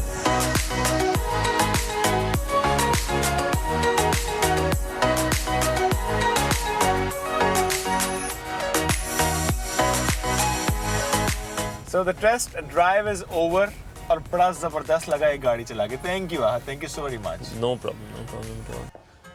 ये तो एक कंपनी की सिर्फ एक गाड़ी थी, लेकिन अब हम उसकी बात करेंगे जिसने तकरीबन तमाम कंपनीज की ये तमाम एसयूवीज को ड्राइव किया और उनके रिव्यूज शेयर किए। सुनील मान साहब, CEO park wheels, is with us now. Sunil साहब, बेहद शुक्रिया आपके वक्त का। सुनील साहब, वजह क्या है? ये जितनी नई आने वाली कंपनीज हैं, इनका फोकस सिर्फ और सिर्फ है तो एसयूवीज पर है। सर, ऐसा है कि देखें, जब भी कोई कारोबारी इदारा है या कोई भी बिजनेस पाकिस्तान में या दुनिया में कहीं भी आता है तो अपनी फिजिबिलिटी स्टडी काम करते हैं और देखते हैं कि उनको मार्केट के किस सेगमेंट में सबसे अच्छी प्रॉफिटेबिलिटी हो सकता है और उनकी जो इन्वेस्टमेंट है वो कहाँ पे सेफ रह सकती है। सो अभी पाकिस्तान के अंदर एसयूवी कैटेगरी या क्रॉसओवर जो कैटेगरी है, ये एक ऐसी कैटेगरी जो काफ़ी अरसे से अनटैप्ड थी, और जब से किया और Hyundai पाकिस्तान में आए और उन्होंने काफ़ी ज़्यादा गाड़ियाँ बुक भी की और सेल भी की, उसके बाद MG आया, प्रोटॉन आया, तो अगर आप रिसेंटली देखें तो काफ़ी ज़्यादा जो एसयूवीज़ हैं ना पाकिस्तानी मार्केट में वो लॉन्च हो रही हैं। रीज़न बीइंग कि इस सेगमेंट में मार्केट की डिमांड सबसे ज़्यादा है और प्रॉफिटेबिलिटी के चांसेस भी ज़्यादा हैं, तो इसलिए जितनी भी कंपनियां आ रही हैं वो स्टार्ट ऑफ अपना जो प्रोडक्ट है वो कर रहे हैं एसयूवी से, और उसके बाद डिफरेंट कैटेगरी की प्रोडक्ट भी बना रहे हैं। अच्छा सुनील साहब, वजह क्या है कि जब स्पोर्टेज का पहला एडिशन आया था तो इतनी पजीराई नहीं मिली थी, वो कंपनी वापस चली गई, अब दोबारा आई है और पजीराई मिल रही है इस वक्त उसको? हाँ जी, उस ज़माने में भी अगर मैं आपको बताता चलूँ, गाड़ी की डिमांड बहुत ज़्यादा थी और उस ज़माने में भी किया ने अच्छा परफॉर्म किया था, बट जो लोकल बिजनेस ग्रुप था जो उनको लेकर आए थे उनके कोई फाइनेंशियल इश्यूज थे जिसकी वजह से जो है कंपनी पाकिस्तान से एग्जिट कर गई थी। सो कंपनी पर से और कोरियन टेक्नोलॉजी जो है वो फेल नहीं हुई थी, वो पाकिस्तान में बड़ी वेल रिसीव्ड थी। ओके, अच्छा सुनील साहब, अगर हम ओवरऑल देखें तो एसयूवीज का मार्केट शेयर कितना है, और अगर हम ये सवाल करें कि पिछले 2 साल में इसमें कितना इजाफा हुआ है? सर देखिए, एसयूवी अगर पर से एसयूवी की बात करें तो ये सारी क्रॉसओवर हैं, ये एसयूवी कंप्लीट एसयूवी नहीं है, बट जिस तरह हम बात करें किया हो गई, Hyundai हो गई, MG हो गई, इनकी अगर आप देखें तो पिछले 1-2 साल से काफ़ी ज़्यादा सर्ज आया है। सो अगर मैं 20,000 के उनके यूनिट को लूँ और तकरीबन 30,000 टोटल मैं फिगर ले लूँ जो इस मार्केट का है, तो टोटल मार्केट पाकिस्तानी जो है 2 लाख गाड़ी की है और उसमें 30,000 से मतलब 15% बनता है तकरीबन। ठीक है, अच्छा सर, इतनी सारी एसयूवीज इकट्ठे आ रही हैं, आप क्या समझते हैं कि ऐसा क्या फैक्टर होगा, ऐसी क्या चीज होगी जो कंपनीज एक दूसरे पर सबकत हासिल कर सकेंगी? मेरे ख्याल से बहुत अच्छी और खुशाइंद बात है। देखें, पाकिस्तान में काफ़ी अरसे तक अगर आप देखें तो 2-3 कंपनियां जो हैं उनको पाकिस्तान में इजारादारी आप कह सकते हैं रही है, या एक मोनोपोलिस्टिक टाइम का रोल रहा है, और कंज्यूमर को मार्केट में गाड़ियों की जो ऑफरिंग है वो बहुत कम होती थी। अब जब हेल्दी कंपटीशन है, बहुत सी कंपनियां आ रही हैं, खासतौर पे 2016 की जो ऑटो पॉलिसी है उसके बाद तकरीबन 13 से 14 कंपनियां पाकिस्तान में गाड़ियां प्रोड्यूस करेंगी। और मैं हमेशा ये कहता हूं अभी तो ये आगाज़ है, आप देखते जाएं इंशाल्लाह अगले 6 महीने के अंदर, बिकॉज जो ऑटो पॉलिसी के बेनिफिट्स हैं वो जून 2021 तक आने वाली तमाम गाड़ियों पर हैं, तो अब अगले 5-6 महीने में आपको और बहुत सी गाड़ियाँ पाकिस्तानी मार्केट में नजर आएंगी, जो कि खुशाइंद बात है। अच्छा, जब आप कह रहे हैं बहुत सी और गाड़ियां नज़र आएंगी, लेकिन नज़र तो हमें लगता है सिर्फ एसयूवीज आएंगी। ये कंपनीज का फोकस चूंकि एसयूवीज पर है। छोटी गाड़ियां लॉन्च करने में नुकसान क्या है इन कंपनीज को? क्योंकि अगर देखा जाए तो पाकिस्तान में छोटी गाड़ियां तो कामयाब रही हैं। जब भी आप कोई भी बिजनेस फिजिबिलिटी बनाते हैं तो आप देखते हैं कि मैक्सिमम प्रॉफिटेबिलिटी का है। तो अभी कम यूनिट्स के साथ अगर उन्होंने ज़्यादा प्रॉफिट कमाना है तो वो एक ऐसी सेगमेंट में जा रहे हैं जहाँ पे लोग प्राइस सेंसिटिव नहीं है। लॉन्ग टर्म में ऑब्वियसली उनको अपने तमाम कंप्लीट रेंज को इंट्रोड्यूस कराना पड़ेगा। जो आपकी इकोनॉमी सेक्टर की गाड़ी होती है उसमें प्रॉफिटेबिलिटी कम होती है, बट नंबर्स की गेम है कि आप कितने ज़्यादा नंबर बेचते हैं। तो सिमिलरली अगर आप देखें, जो अभी आप फिगर्स कह रहे हैं, अगर आप एक साल का निकाल के देख लें ना पोस्ट पैंडेमिक, तो आपका जो कैटेगरी प्लस है ना 1000 सीसी से ऊपर वाली जो कैटेगरी है उसके अंदर जो है सेल बढ़ी है, बट 1000 सीसी से नीचे वाली कैटेगरी 25% डिक्लाइन है सेल में। अच्छा सुनील साहब, जो नई एसयूवीज आ रही हैं उन्हें आम शहरी ज़्यादा खरीद रहे हैं या फिर इन्वेस्टर्स हैं जो अपनी कमाई के लिए ज़्यादा गाड़ियां खरीद रहे हैं ताकि बाद में महंगी बेच सकें? बिकॉज ये हमने देखा है कि ऐसा होता है। अगर आप ऑटो इंडस्ट्री की डिमांड देखें उसमें एकदम बहुत ज़्यादा सर्ज है, तो मेरे ख्याल से ये आर्टिफिशियल है। और अगेन ये जो ऑन की लानत है, ये प्रीमियम की लानत है, ये मेरा नहीं ख्याल ज़्यादा लॉन्ग लिव्ड है। जिस तरह कंपटीशन बढ़ेगा, मजीद ऑफरिंग्स आएंगी, तो अगले 5-6 महीनों में उम्मीद करते हैं कि जो इन्वेस्टर ये मार्केट से खुद ही निकल जाएगा। बिकॉज इतनी ज़्यादा कंपनियां प्रोडक्ट दे रही होंगी कि कोई एक स्पेसिफिक प्रोडक्ट आपको नहीं मिलेगी। अनफॉर्चुनेटली इस टाइम पर अगर आप देखें तो मार्केट में हर गाड़ी के ऊपर ऑन है, हर गाड़ी के ऊपर बहुत ज़्यादा वेट है। बट ये 4-5 महीने का मेरा ख्याल मुश्किल पीरियड है, फिर इंशाल्लाह बेहतर उम्मीद। सर वो छोटी गाड़ियों पर पैसा क्यों नहीं लगा रहा, सिर्फ एसयूवीज पर फोकस क्यों कर रहा है? सर वो देखिए, मैं इसलिए आपसे कह रहा हूँ, अगर आपने मार्केट की ट्रू डिपिक्शन देखनी है ना, तो जो इकोनॉमी सेक्टर की गाड़ी है वो आपको बिल्कुल सही बता रही है कि मेरी आपकी सबकी इनकम नीचे गई है, तो उसकी डिमांड में 25% डिक्लाइन आया है कि वो रियल कस्टमर लेता है। बाकी ये जो भी एसयूवी की मार्केट है, जिसको आप ब्लोटेड मार्केट भी कह सकते हैं या एक आर्टिफिशियल मार्केट कह सकते हैं, बिकॉज आप मार्केट में खरीदने गाड़ी जाएँ, 8 महीने तक गाड़ी नहीं है, 10-10 लाख रुपए ऑन है, तो वही आपके वाला सवाल कि गाड़ी खरीद कौन रहा है? गाड़ी खरीद रहा है ज़ख़ीरा अंदोज़, गाड़ी वो खरीद रहा है जो मिर्चें ब्लैक करता है, जो ईंटें ब्लैक करता है, जो मास्क ब्लैक करता है, जो सैनिटाइजर ब्लैक करता है। सो ये वो लोग हैं जिनको जो आप कैपिटलिस्ट कह सकते हैं, जो इनके पास पैसा मौजूद है, ब्लैक मनी है, और वो उसको कहीं ना कहीं पार्क करना चाहते हैं। सो जब पैंडेमिक आया तो उनको एक अपॉर्चुनिटी मिल गई कि चलो गाड़ियों की डिमांड एकदम एक्सेसिव क्रिएट करते हैं, क्योंकि सप्लाई जो है उसमें थोड़े टाइम के लिए गैप आया था लॉकडाउन की वजह से। तो मुझे ये लगता है कि काफ़ी ज़्यादा पैसा उसमें चैनल हो गया। अरे सुनील साहब, अभी कुछ देर पहले मुजम्मिल साहब भी ये बात कर रहे थे कि पाकिस्तानी जो कस्टमर है ना उसको कम पैसों में बड़ा अच्छा जो है ना वो प्रोडक्ट चाहिए होता है। तो मुझे बताएं कि एसयूवीज़ को जब हम देखते हैं, ज़ाहिर है एसयूवीज़ में इतने अच्छे अच्छे फीचर्स होते हैं, तो शायद यही वजह है कि ज़्यादा बिक रही हैं, यही वजह है कि कस्टमर का फोकस है इस पर। सर वो देखिए, कस्टमर जो होता है ना हमेशा उसकी, मैं हूँ या आप हो, हमारी जो है ना लामतनाही रिक्वायरमेंट होती हैं और हमारी जो विश लिस्ट है ना वो बहुत ज़्यादा होती है। रीज़न ये कि जब हम पैसे खर्चते हैं हम कहते हैं यार मिनिमम पैसों में हमें मैक्सिमम चीज़ें मिल जाएं। तो अगर बात की जाए पाकिस्तानी गाड़ियों में ऑप्शन की और जापानी गाड़ियों से कंपेयर किया जाए, तो मेरा ख्याल है आपको भी ये जान के खुशी होगी, मेरा नहीं ख्याल कि पाकिस्तान की मार्केट में इस टाइम पे होंडा सिटी के अलावा कोई भी ऐसी गाड़ी है जिसमें एयरबैग्स नहीं है।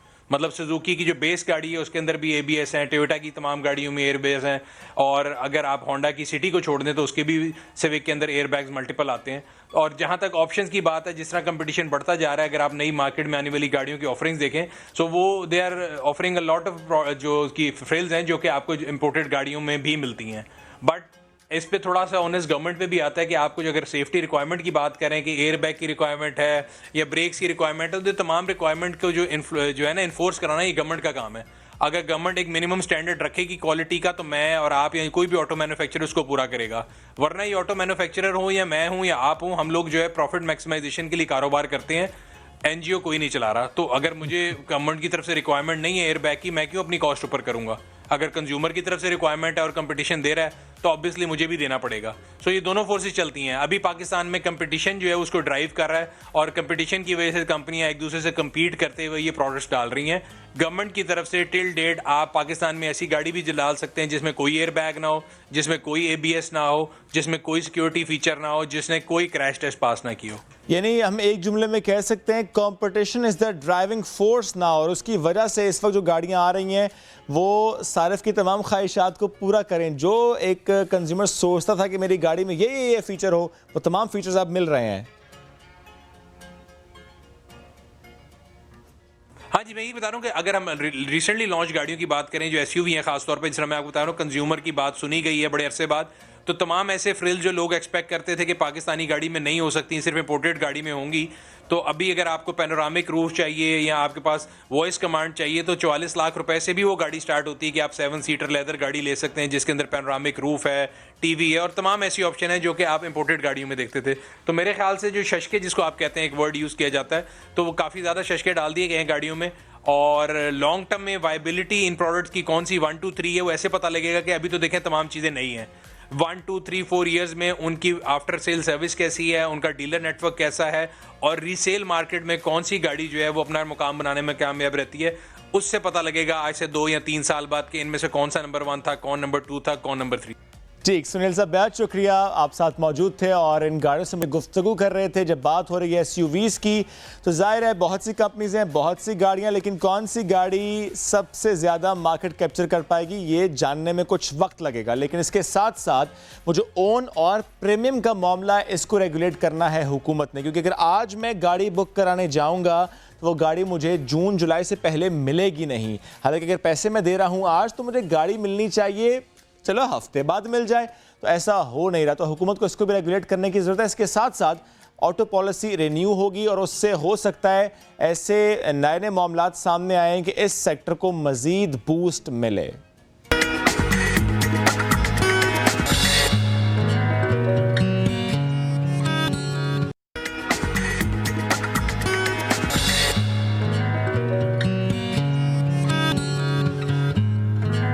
Welcome back once again. और अब बात करते हैं स्वाद की, जो अपनी खूबसूरती के लिहाज से बहुत मशहूर है, लेकिन एक और चीज़ के हवाले से भी बहुत मशहूर है, वो है खालिस शहद। स्वाद के इलाके में मगज़बानी यानी शहद की मक्खियाँ पालने का कारोबार कदीम ज़माने से चला आ रहा है। तहसील मट्टा के इलाके सखरा में एक शख्स ने अपने घर में बर्तन रखकर अपनी मदद आप के तहत सैकड़ों किलो शहद हासिल किया, और यकीन आमदनी और उनके जो कारोबारी ज़राए हैं वो भी बड़े होंगे। बिल्कुल जी, ऑर्गेनिक हनी किस तरह से वो हासिल कर रहे हैं इस पर हमें रिपोर्ट करेंगे सैयद शहाबुद्दीन। जिस स्वाद के बालाई इलाकों में कदीम ज़माने से ही शहद की मक्खियाँ पालने का रिवाज है और लोग पुराने ज़माने में अपने घरों में और अपने बागात में हुजरों में बर्तन रखकर शहद की मक्खियाँ पालते थे और फिर इससे शहद हासिल करते थे। लेकिन अब ये मगज़बानी जो है ये बाकायदा एक कारोबार की शक्ल इख्तियार कर चुकी है और यहाँ पे हम देख रहे हैं कि बालाई इलाकों में लोग बड़े बड़े बर्तन रखकर शहद हासिल करते हैं। इस वक्त मैं तहसील मटा के इलाके सखरा में मौजूद हूँ और हमारे साथ मौजूद है 63 साला शाकिमीन खान। शाकिमीन खान का हुजरा और इस तरह घर और इसके जो बागात हैं ये सारे जो है यहाँ पे इन्होंने बर्तन रखे हुए हैं और शहद की मक्खियाँ इन्होंने पाल रखी है और शहद जो है इससे हासिल किया जाता है। शाकिमीन खान साहब ये बताएं कि किस तरह आपके जहन में आया कि शहद की मक्खियों का कारोबार शुरू किया जाए, तो इस वक्त कितने बर्तन हैं, कितनी किस्म का शहद है और सालाना पैदावार कितनी है? मैंने मक्खियाँ पाली तो मक्खियों से मुझे काफ़ी शहद मिल गया, तो उसकी वजह से मेरा शौक़ और बढ़ गया।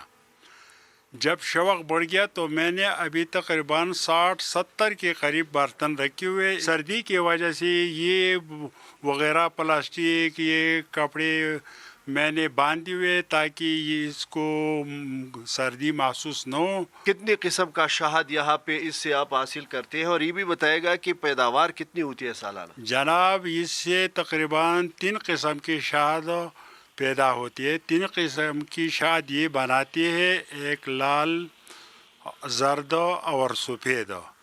तो ये हम तकरीबन मुझे 400-500 के करीब लगभग किलो शहद मिलती है इससे। तो ये हम तकरीबन 3 से लेकर 4000 किलो बेचते हैं। बहुत शुक्रिया शाकिमीन खान साहब की बात है आपने सुनी। उनका ये कहना था कि ये मगज़बानी का ये कारोबार जो है ये कारोबार इन्होंने अपनी मदद आप के तहत शुरू किया है और वो सालाना 400-500 किलोग्राम तक शहद इससे हासिल करता है। लेकिन इनकी ये ख्वाहिश है कि अगर हुकूमत ताउन करे तो ये कारोबार मज़ीद वसी हो सकता है। यहाँ पर लोग जो है मगज़बानी का कारोबार शुरू कर सकते हैं और इससे न सिर्फ बेरोज़गारी का खात्मा होगा बल्कि इतना शहद हासिल किया जाएगा कि कौमी आमदनी में भी इजाफा हो सकेगा। बहुत शुक्रिया सैयद शहाबुद्दीन, आपने अपडेट किया, इनसे आपने हमारी मुलाकात कराई। बढ़ते हैं आगे और अब वो सेगमेंट है जिसमें आप कर सकते हैं हमसे बात। आपका मसला होगा और हल होगा हमारे पास, यानी जो हमारे गेस्ट होते हैं उनके पास। डॉक्टर खुरम हमें ज्वाइन कर चुके हैं। Good morning. गुड मॉर्निंग, अस्सलाम वालेकुम। कैसे आप? ठीक ठाक? अल्हम्दुलिल्लाह। क्या हाल है? अल्हम्दुलिल्लाह बिल्कुल ठीक ठाक। सर्दियों को एंजॉय कर रहे हैं? जी बिल्कुल बिल्कुल। और जो अच्छा थोड़ी बहुत सर्दी है कराची में, पता है थोड़ा सुकून ही हो जाता है कि सर्दी तो नहीं लगती मगर थोड़ा पसीना कम हो जाता है। हाँ, और थोड़ी तसल्ली हो जाती है कि ठीक है बाकी पूरे पाकिस्तान के साथ हमने भी सर्दी एंजॉय बनाई है। बिल्कुल बड़ी बड़ी बात है, एक नाम आ जाता है, सर्दियां हैं, जनवरी है, ठीक है। और मगर होता ही है कि यहाँ पे पोल्यूशन बहुत है, मिट्टी।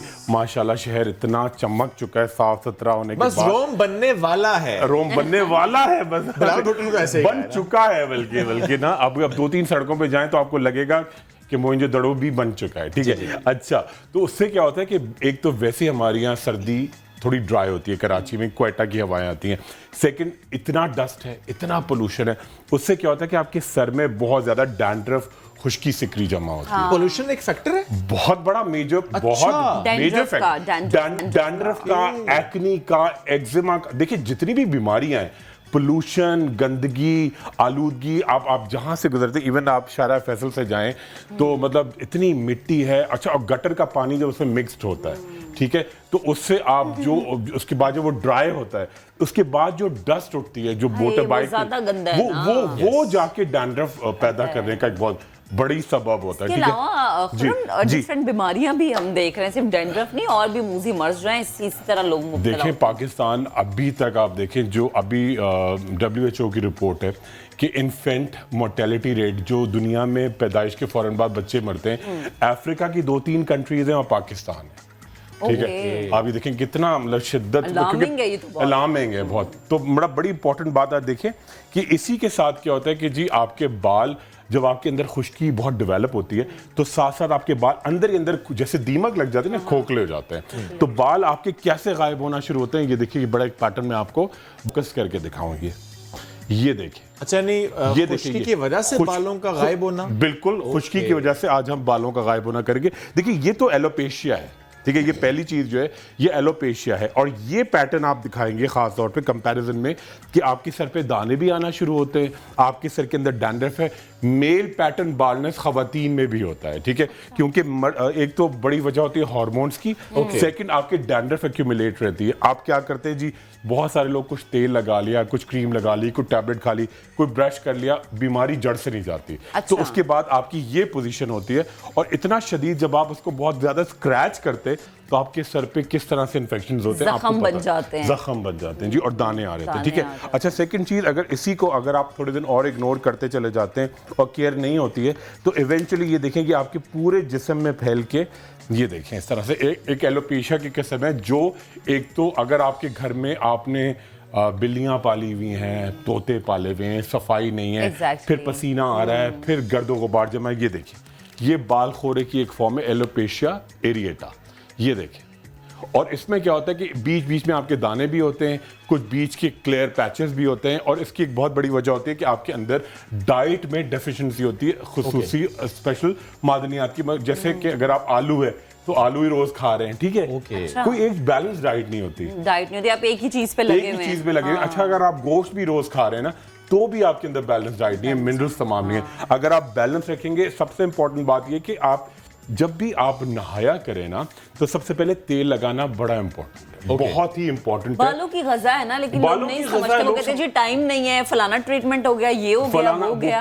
लड़कियां आजकल वो रिबॉन्डिंग और वो कराने के बाद करवा लेती हैं, वो कराती है, उसके बाद वो 6 महीने तक तेल नहीं लगा सकती, ठीक है, क्योंकि अगर आप तेल लगाएंगे तो बाल, और जो उससे आपके बहुत अंदर डैंड्रफ जमा होती है और साथ में छोटी छोटी जुएं लीकें होती है। अच्छा, सेकंड चीज ये सेबरिक डर्मेटाइटिस कहलाता है, ये ट्रांसफरेबल भी है कि मतलब जैसे अगर आपने किसी ने कंघा इस्तेमाल किया, ब्रश इस्तेमाल किया, फिर वो किसी बच्चे ने इस्तेमाल किया, उससे जाके पूरे घर में फैलता है। सेकंड जी, अच्छा खुरम, मैं ये आपसे चीज पूछ लगी थी कि ये हम इस चीज को बहुत लाइट लेते हैं कि किसी का भी कंघा मेकअप रूम में हो या कहीं भी फौरन इस्तेमाल कर लेते हैं ना, जाके किसी भी कहते थे तुम्हारे बैग में कंघा हो जरा दे दो, लेकिन ये ज्यादा बीमारियां बालों की फैलाता है। बिल्कुल फैलाता है, बिल्कुल फैलाता है। और सेकंड चीज, अगर आप लेटे हुए, आपको पता भी नहीं है, आपका गिलाफ है, पिलो कवर है, उससे ये फैलता है। थर्ड, आप बड़ी इंपॉर्टेंट लोग टॉवल भी बहुत सारी शेयर करते हैं, ठीक है, टवल आपने एक से किसी ने बाल साफ किए उसने कर ली। और चौथी चीज़ जो बड़ी इंपॉर्टेंट है कि जी आप बैठे हुए, आप बहुत सारे लोग होते हैं जी आपके सर में खूब इन्फेक्शन है, आप बैठे आपने हाथ फेरा, उसके बाद आप हाथ मिला रहे हैं, ठीक है जी, आप सोफे पे हाथ रख रहे हैं, दूसरे आदमी का हाथ 5 मिनट बाद वहाँ आया, तो इससे ये इन्फेक्शन बहुत तेजी के साथ फैलता है, लोगों को आइडिया भी नहीं होता। बिल्कुल ठीक है, तो नहीं फ्रेश पिलो कवर का यूज, टॉवल शेयर नहीं करना, और अब जिस तरह बाबा कहते हैं ना कि हैंड सैनिटाइजर तो वो यूज करना इसलिए भी शायद जरूरी है कि अगर आपने हाथ फेर लिया बालों में and then you use sanitiser तो वो ट्रांसफर नहीं होगा। मगर पता है आजकल सैनिटाइजर थोड़ा सा कम करें। अच्छा, इतना ज्यादा लोगों ने किया, ये देखिए ज्यादा सैनिटाइजर की मैं बहुत जबरदस्त अलामत लेकर आया हूँ।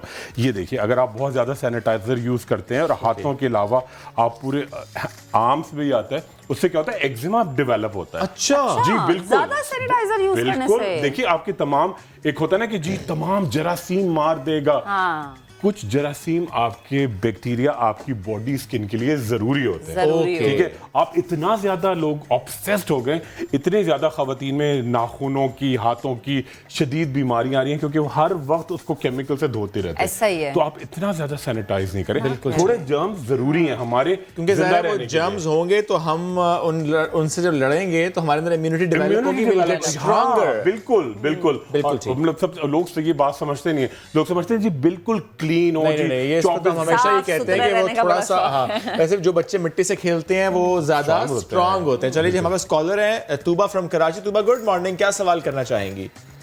अस्सलाम वालेकुम, गुड मॉर्निंग। Good morning. वो मुझे डॉक्टर साहब से बात करनी है। जी प्लीज कीजिए। जी मुझे अपने हेयर के बारे से बात करनी है। मेरे हेयर जो है ना बहुत ज्यादा झड़ रहे हैं और ना थोड़ा सा ना गंजपन सा भी हो रहा है, और ना मेरी शादी होने वाली है, तो प्लीज आप मुझे अपनी एक प्रोडक्ट दे दें गिफ्ट के तौर पे, मैं अफोर्ड नहीं कर सकती। नहीं तो बिल्कुल बिल्कुल मैं आपको एक तो विटामिन तो फौरन भेज रहा हूँ, और सेकंड हम तेल भी आपके लिए जरूर लेकर आएंगे, आप बेफिक्र रहो। और एक और चीज पूछनी है मुझे आपसे, स्किन पे बहुत सारे निशानात से और एक गाल पे ना बिल्कुल से, और ना मेरे कलर तो फेयर है लेकिन जो है ना स्किन पे निशानात बहुत हैं, खराब हो रही है स्किन, मुझे इतनी टेंशन हो रही है। मतलब झाइयां टाइप हैं क्या है? जी झाइयां ही हैं, बिल्कुल से हो रहे हैं, स्पॉट से हो रहे हैं, बिल्कुल ठीक है, बिल्कुल ठीक है।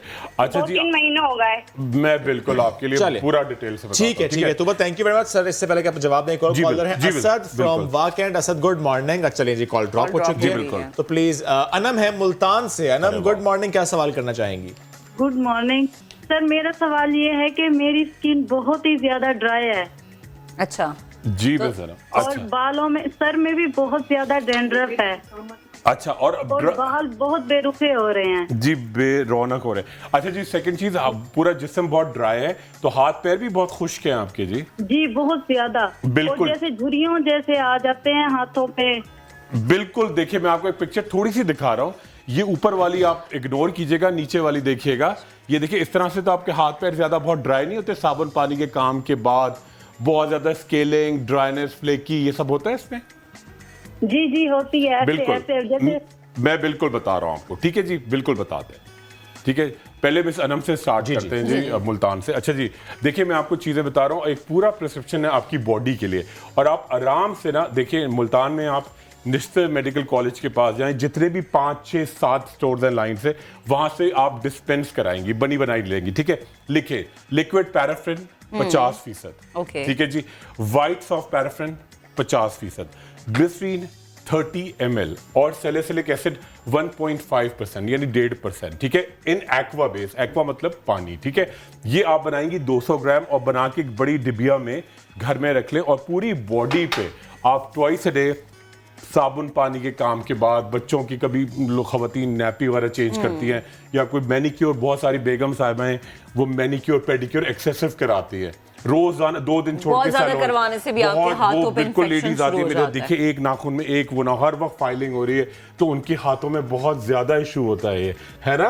अब रोज ऐसी मतलब मैं तो 2 दिन के बाद सैलून जाती हूँ जी, मुझे ये फाइलिंग, तो उससे आपके हाथ बिल्कुल डैमेज हो जाते हैं, ये बहुत कॉमन इशू था, ठीक है। तो आपको ये करना। अच्छा, पहली हमारी कॉलर थी, उसके लिए जी तेल हम लोग बिल्कुल नेक्स्ट वीक जरूर इंशाल्लाह, और ये विटामिन है, ये आपने जरूर। अच्छा, ये क्या है? ये देखिए, ये मल्टी विटामिन है, इसके अंदर एक तो हेयर एंड नेल्स जी। अच्छा देखिए, स्किन, हेयर, नेल एक ही चीज है, हाँ, ये तूबा का बता रहे हैं ना जी, तूबा का। ओके, जी, तूबा के लिए का। जनाब तूबा के ये लिए मिल गया है, तो तूबा ये मंगवा सकती हैं। और जनाब तेल भी आपको तेल भी आ रहा है और अच्छा, उनके चेहरे पे निशान है। हाँ, बिल्कुल बिल्कुल।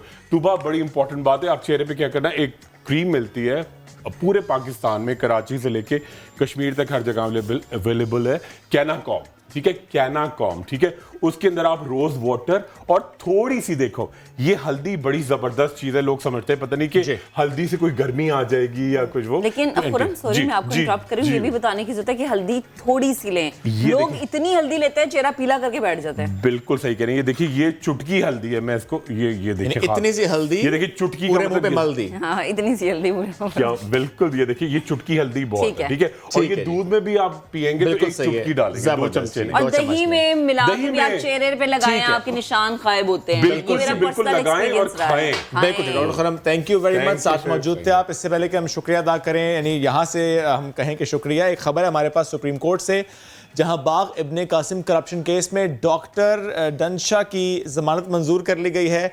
जस्टिस मज़ाहिर अली ने रिमार्क्स दिए हैं कि मुल्क में बकरी चोर 5 साल जेल जाता है। बड़े स्कैंडल के असल मुलजिम पर नैब ने हाथ नहीं डाला, करता नैब है, भुगतना सुप्रीम कोर्ट को पड़ता है। डॉक्टर डनशाह से मुताल्लिक ये मामला था जिसके मुतालिक हम आपको अपडेट कर रहे थे। बाग इब्ने कासिम करप्शन केस, डॉक्टर डनशाह की जमानत मंजूर, नैब हमें ट्रक की बत्ती के पीछे ना लगाए, जस्टिस मज़ाहिर अली के रिमार्क्स सामने आए हैं। वक्त हो गया खत्म, आपसे मुलाकात करेंगे कल। अपना बहुत सा ख्याल रखिए, बाहर जाइए तो मास्क लगा कर जाइए। अल्लाह हाफिज।